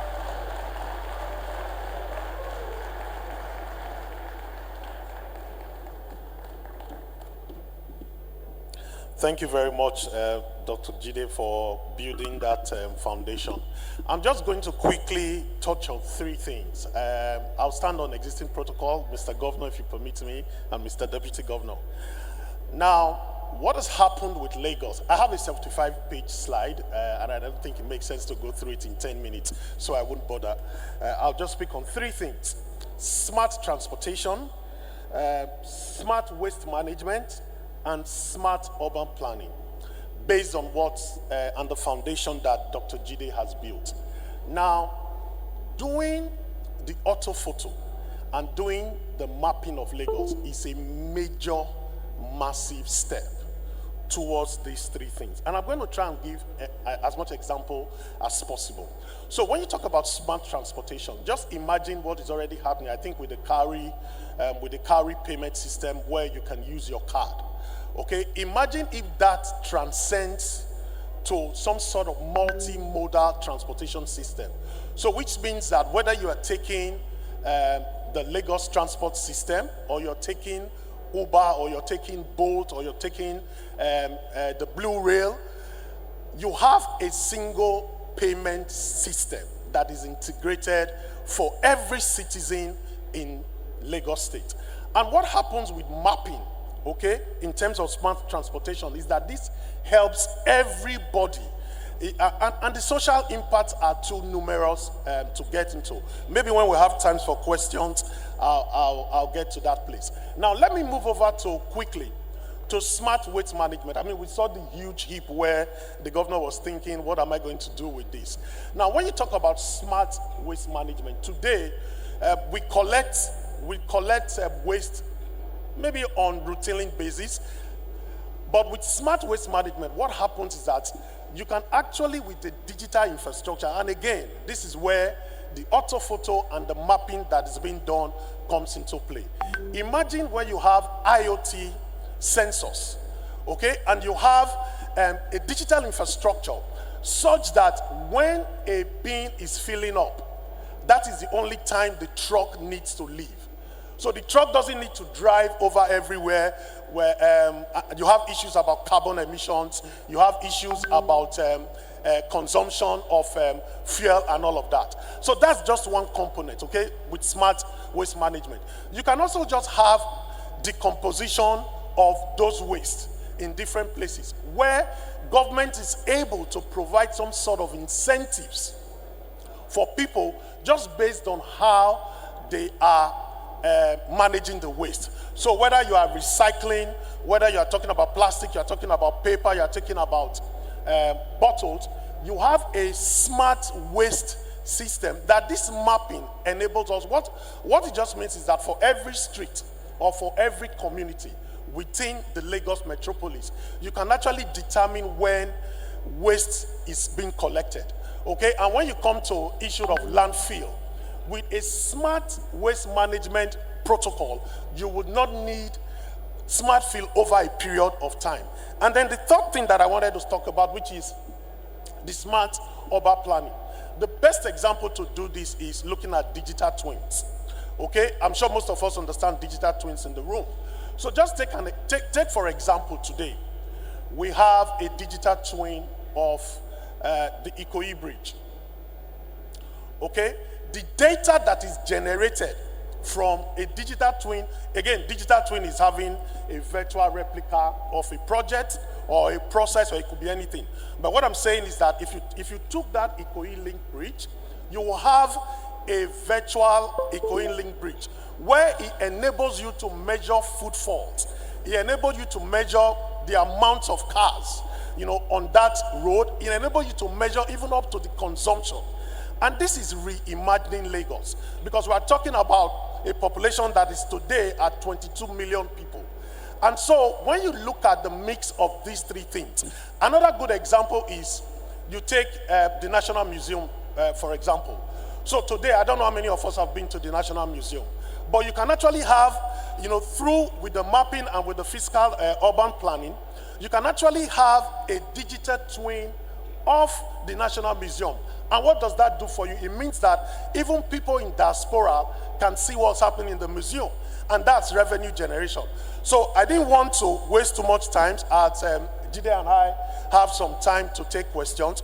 But again, I just wanted to speak on those three things based on the current mapping that is happening. And we are starting from a very critical point. Now we are working with LastSpeak in creating the LastSpeak portal that has happened. And the first thing we want to do is to make sure that we onboard all rent and real estate transactions on the Lastera portal, but feeding from the LastSpeak portal. And it's only the mapping that has been done that is enabling us to do that. So what you are going to find is that the kind of regulation that we're talking about is smart regulations. Nobody is going to be chasing after you. If you're doing fraudulent transactions, in a few clicks, they'll find you out. So, and that's why this is very, very intense. And I just want to say a big thank you to the governor and the deputy governor for this mapping and auto photo that will take us to reimagining Lagos. Thank you very much.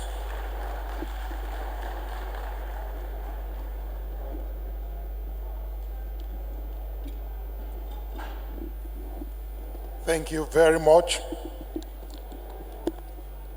Distinguished ladies and gentlemen, I think speakers deserve a bigger round of applause.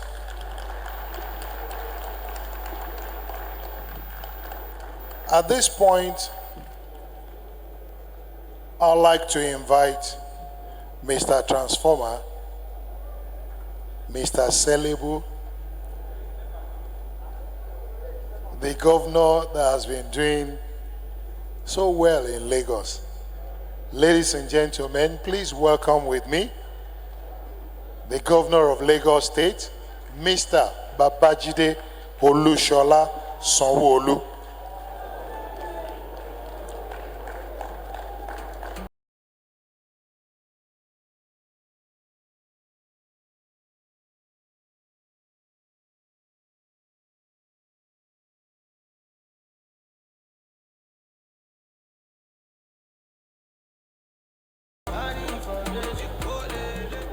Thank you very much. Please give yourself a big round of applause. I think it's been a very engaging morning and afternoon session.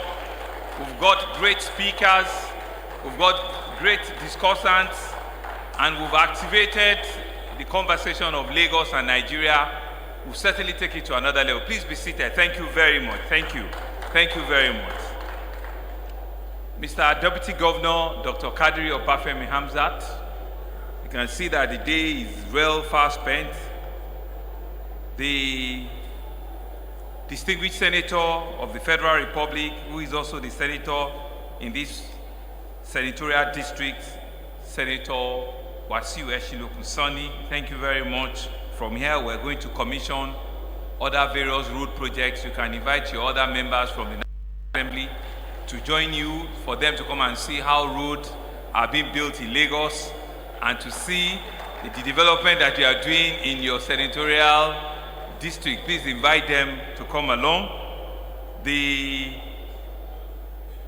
member of the National Assembly, who is also the chairman of House Committee on Housing, Honorable Abdulmumuni Jubrin, very controversial, but very cerebral and very outstanding. Thank you very much, Chairman, and to other members of the great House of Assembly members that are here, from the Chairman of the House Committee on Housing, Honorable Ege, and other members. Thank you very, very much. We'll appreciate your intervention at all times. Our Honorable Minister, who has been very patient with us, Honorable Minister for Housing and Urban Development, a real practitioner himself, a professional to the core, Architect Ahmed Dangiwa. Thank you very much for the great things you're doing, all your housing intervention, renewed hope, housing estate everywhere in the country. We can see it. It comes from your background and your previous experience, as an house builder, as a resource person in that sector, and we've shown that is a real fit. Is a square hole inside a square peg inside a square hole. Thank you very much for all your intervention. Cabinet members that are here, thank you very much, especially I don't know what name they call her. The what? Well, the special advisor and the Honorable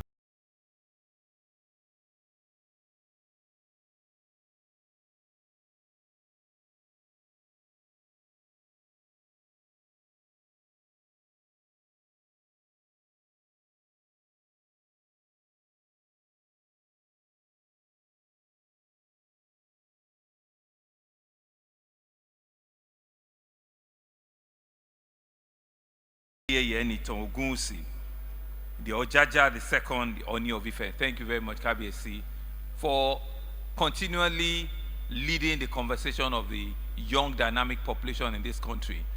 You are one traditional institution that is refining complete, take around how government and the traditional institutions should be working together. Thank you very much for creating the time to be part of engagements like this all the time. To my own traditional father, the boss here, ably represented by the Opelua, thank you very much, and all our white cap chiefs that have turned up here in large number. To all the industry practitioners, from the president of the Real Estate Development Association, thank you very much. Thank you, Madam, for your great speech. Roland, as always, thank you very much. Here in large number that are patiently listening to what Lagos has to do for your sector. Very critical, very important sector.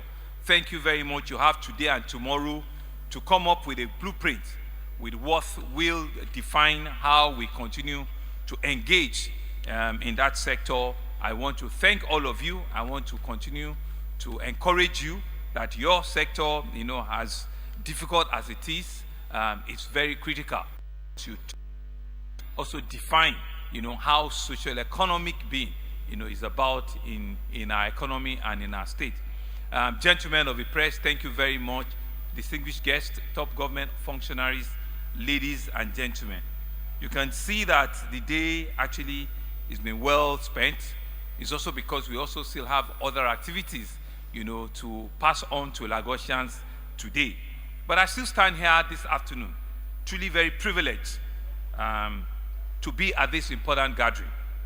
Together, we are here to evaluate the impact of government's contribution in the real estate sector. We are here to address the challenges that we still face. They are real daunting challenges, and we all want to explore opportunities for innovation and growth. To think that we do not have solutions is to think that we waste a generation. We believe that we have solutions. We are all here to jojo, to engage, to think, to collaborate, to innovate, and to create a society and an environment that will outlive all of us. And so that's why we're here today and tomorrow. And I want to thank you for the large number of people that have turned out into this engagement here today.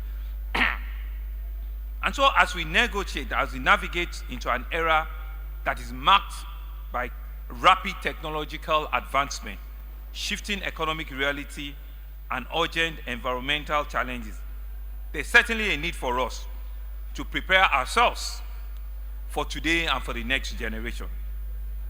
And we can only do that by evolving a real estate demand that cannot be overstated. Real estate is not just about structure. It's a cornerstone of any economy. It's indeed a driver of social equality and a critical element for sustainable urban planning. You can see that this year's theme, which Dr. Abatunde and Roland have started talking about extensively, reimaging Lagos landscape and ensuring a sustainable real estate development practice. You see that the topic and the conversations today and tomorrow are not only apt, they truly reflect the challenges and the opportunity that we have in the state.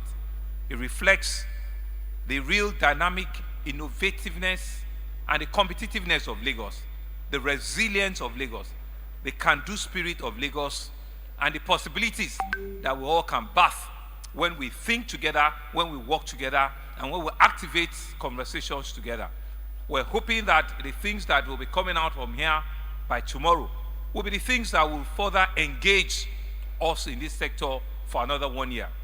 I'm thankful that we've kept faith with this year on year to bring all you here to rethink and to reshape how can we best plan our city, how can we best innovate, how can we ensure that we, in this very small, crowded city-state we call Lagos, how can we best use what nature has given to us?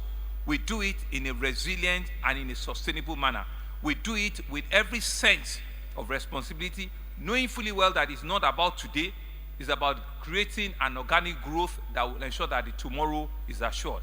It's about the future and the future leaders that are coming behind us. And that's why this engagement, this conversation with various stakeholders is always very important.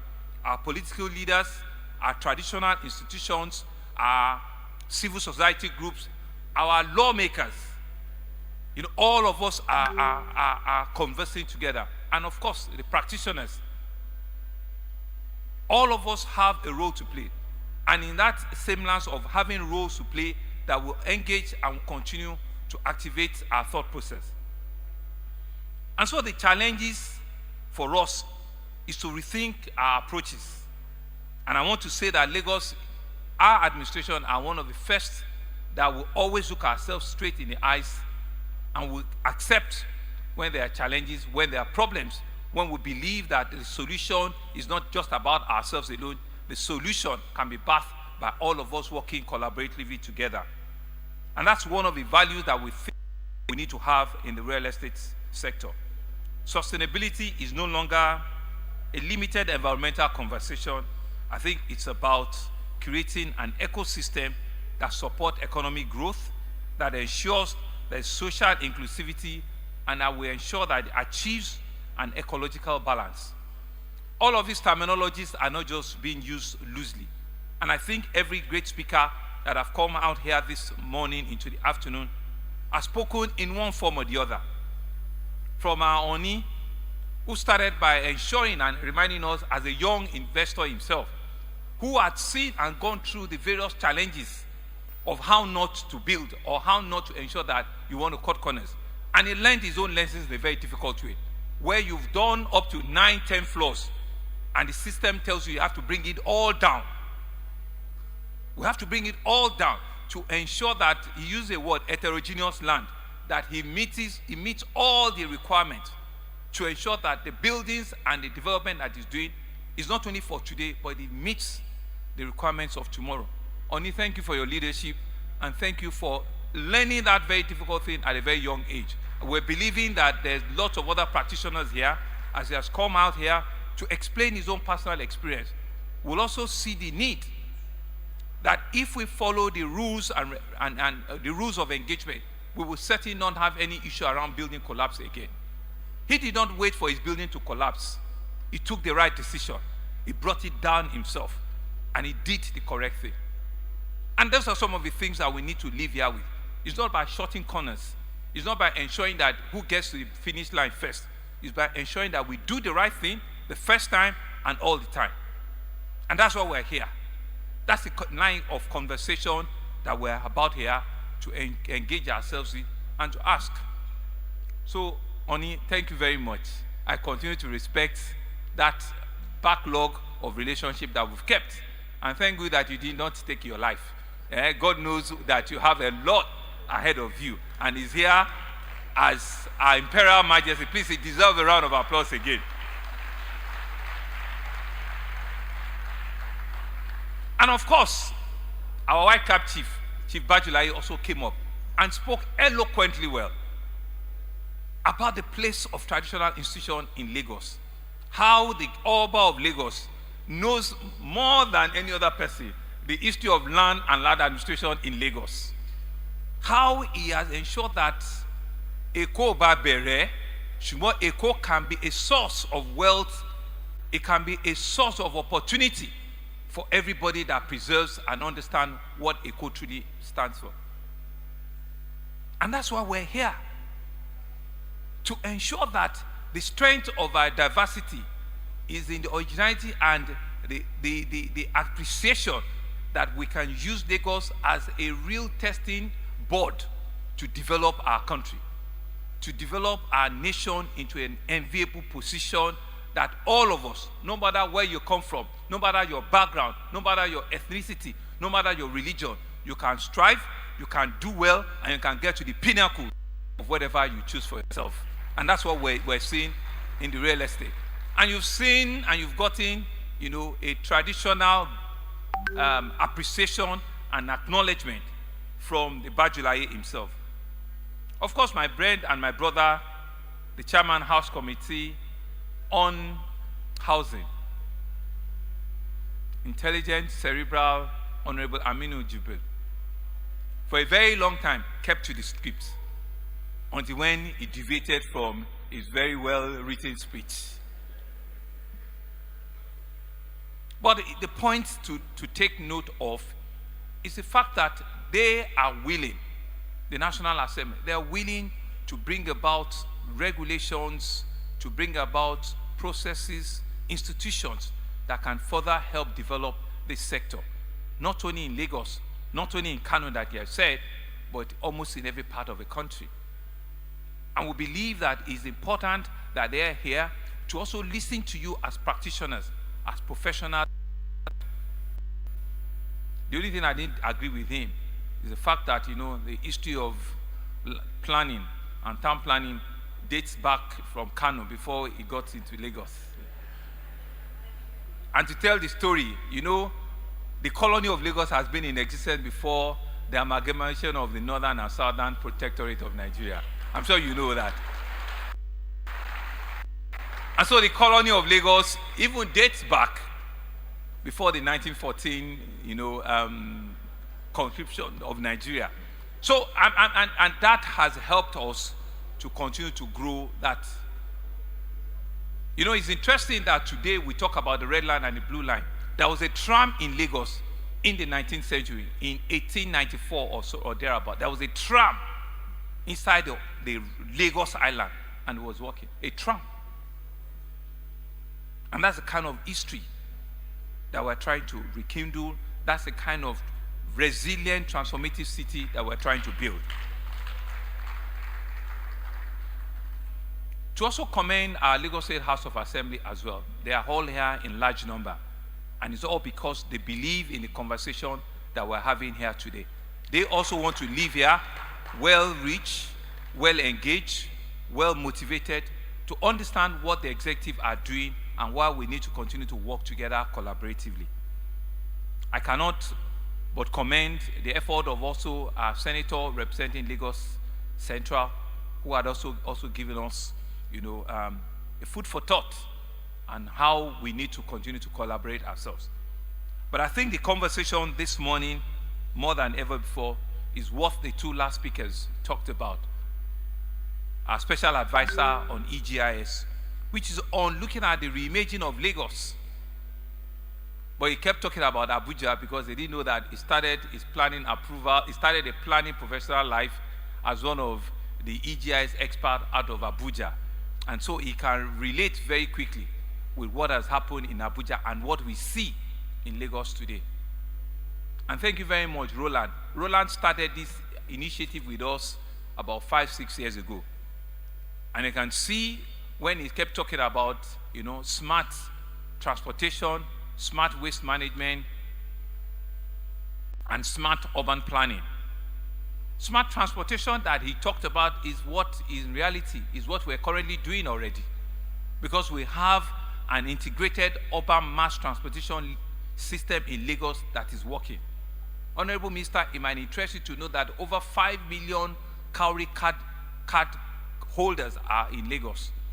And for that Cowrie card, we have an integrated urban transportation system that people use the card on rail, use it on the BRT buses, they use it on the ferries and the waterways. And so with that, you can also manage and track how resilient the city is, who is going to where, and which will help you in proper urban planning. So it's the back end, analysis of such movement and access into the city that will help future urban planners. Because from the single Cowrie card, you will know where people actually are aggravating to at different times of the day. Kind of smartness that we need to have, going forward in the city. He talked about smart waste management. It makes a lot of sense, and we're on that conversation. Because very, very soon, not only will we have, an integrated waste management, efficient, effective working system in Lagos, we are actually, taking the destiny into our hands, working with collaborators, both local and international operators, to ensure that we can have an efficient, effective waste management system that takes care of not only the solid waste, waste disposal processes, our water, water needs and water adequacy in Lagos. And because these are some of the clear indices that determines the livable standard, how resilient a city is, how well our urban planners doing to ensure that what makes Lagos competitive, what makes Lagos stands with other cities in the world. And the last one, which is a smart urban planning, is also what Dr. Babatunde has talked about. How well do we want to regenerate our major cities? We had a huge fire outbreak in Dosumu, and we're not in a hurry to rebuild because it's an opportunity for us to regenerate. We've taken the entire stretch of Pelewura markets. We've taken the entire stretch of Gorodo market, Mobadeje market, because it's an opportunity for us to do complete regeneration. Kabesi, White Cap Chiefs, I'm sure you've seen it. You know that the regeneration of Lagos Island in your time. The regeneration and the rebirth of Lagos Island, you will see it in your own time. And that's what we're doing in a meticulous means. The Sui Senator is from that neighborhood. The regeneration, so we're not about displacing people. We're about ensuring that we can use our land spaces very well. We can regenerate for today and for the generations that are coming behind us. In Lagos Island today now, we've just given approvals to rebuild another 8 internal roads from Ojogiwa to the extension of Adeniji Adele all the way to Igadugoron. The Jankara and the Bombata market that we're doing there, we're going to its complete regeneration. That's how it happens. They're just showing me today, thank you, they're just showing me today the drainage that would complete it, that would take the entire swamp water from the outskirts of outer marina, that would take it into the lagoon. We just opened the full drainage today. That's the only way we can make this city safe and secure for ourselves. And so when we talk about the Lekki corridor to be the fastest growing corridor in the entire sub-Saharan Africa, it's also because we want to plan and want to do the right things. It's also because when we see us completely move road infrastructure from the place, from 2 lanes, we're building 6 high lanes. from not having any other means of transportation, we're taking the green line to that corridor. So it is part of the patience and the collaboration that we want from all of you. So when we say to you that slow down, let us understand what you're doing. How well do you want to develop in that whole corridor so that you see what our own plans are? It's all part of ensuring that the Lagos can work for you. You can have predictable journey time. You can have a city that will meet the needs of today and will also be able to ready and meet the needs of tomorrow and the day after tomorrow. And so I want to assure you that we're remaining steadfast, we remain committed as a government, we're really ready to listen to you, to work with you, to collaborate with you as professionals, so that we can develop this city together. We can cohabit and we can readjust between the 3,665 square kilometers that we have. The whole place is being built up. And like he showed us from the master plan, we don't have any other place to go to. Outside of the Lagos Lagoon and Atlantic Ocean, is to push back and move into Ogun State. And we're doing that and we're doing it very well.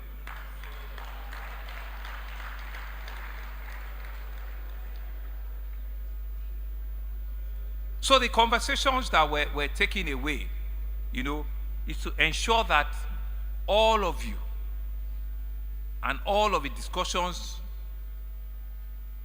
that is going to happen later today and tomorrow will be how can we use urban planning as a willing tool, not just to save our city, but to be able to plan for a resilient and a livable city of the future. A city that for the next 20 to 30 years might be the third or the fourth largest city in the world. Well, it's really not just to clap, it's to come with all of the challenges that will birth. It's for us to be able to think and be able to absorb the shocks of such developments.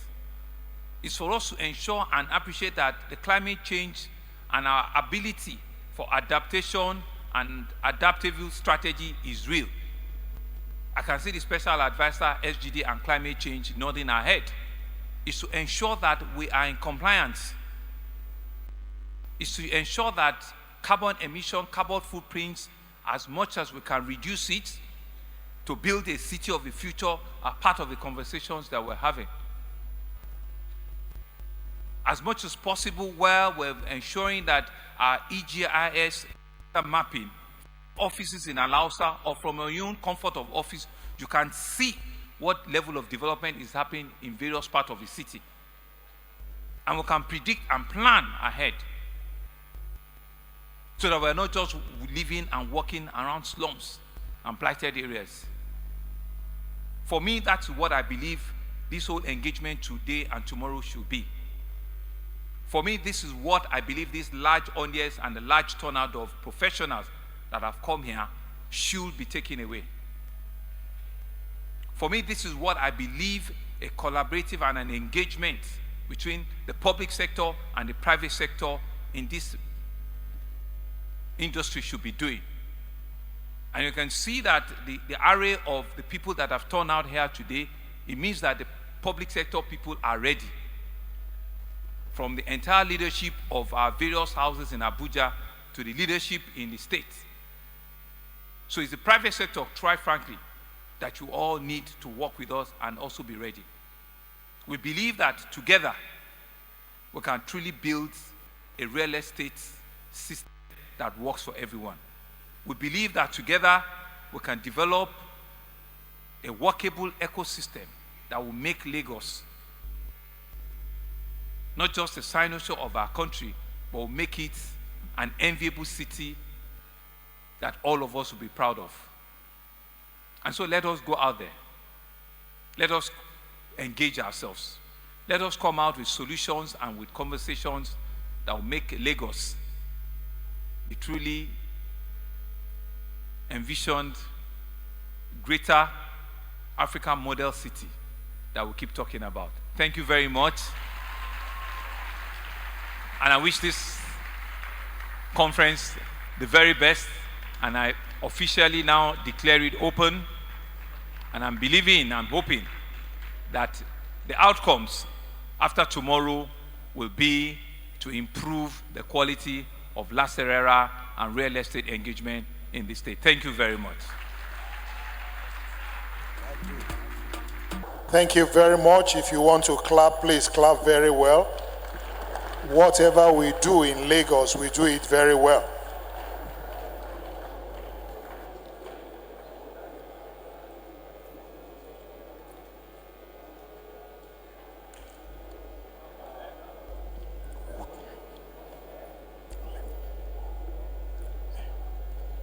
Thank you very much, sir.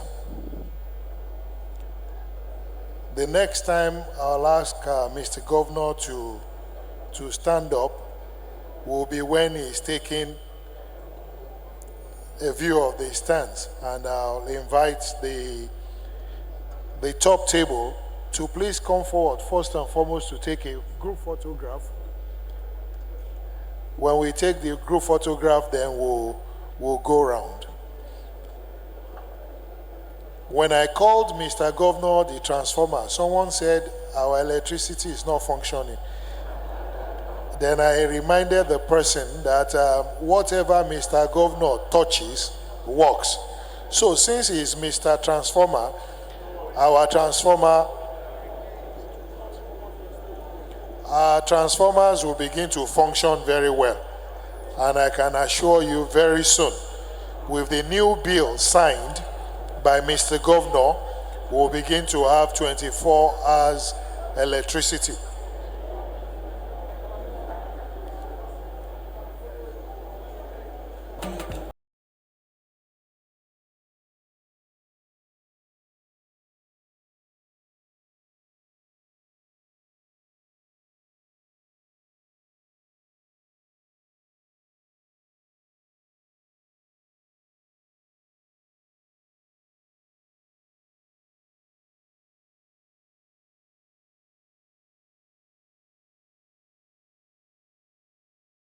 In 2014, the United Nations General Assembly declared 15th of July as World Youth Skills Day.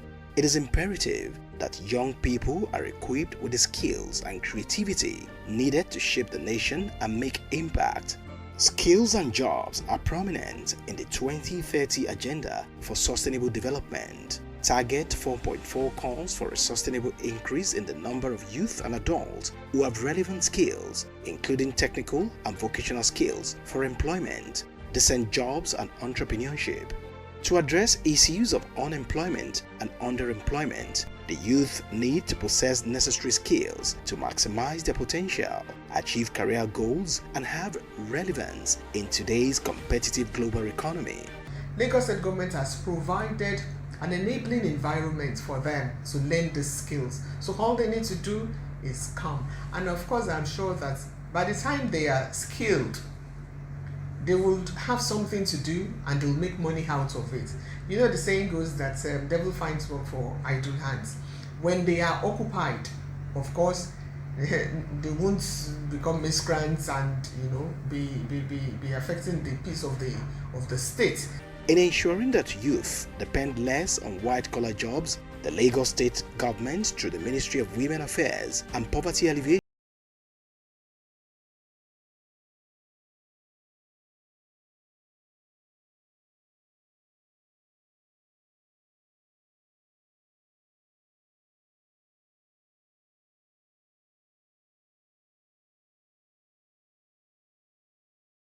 National Training Center is quite different because it's flexible. It's not Monday to Friday stuff, you know. You just go there,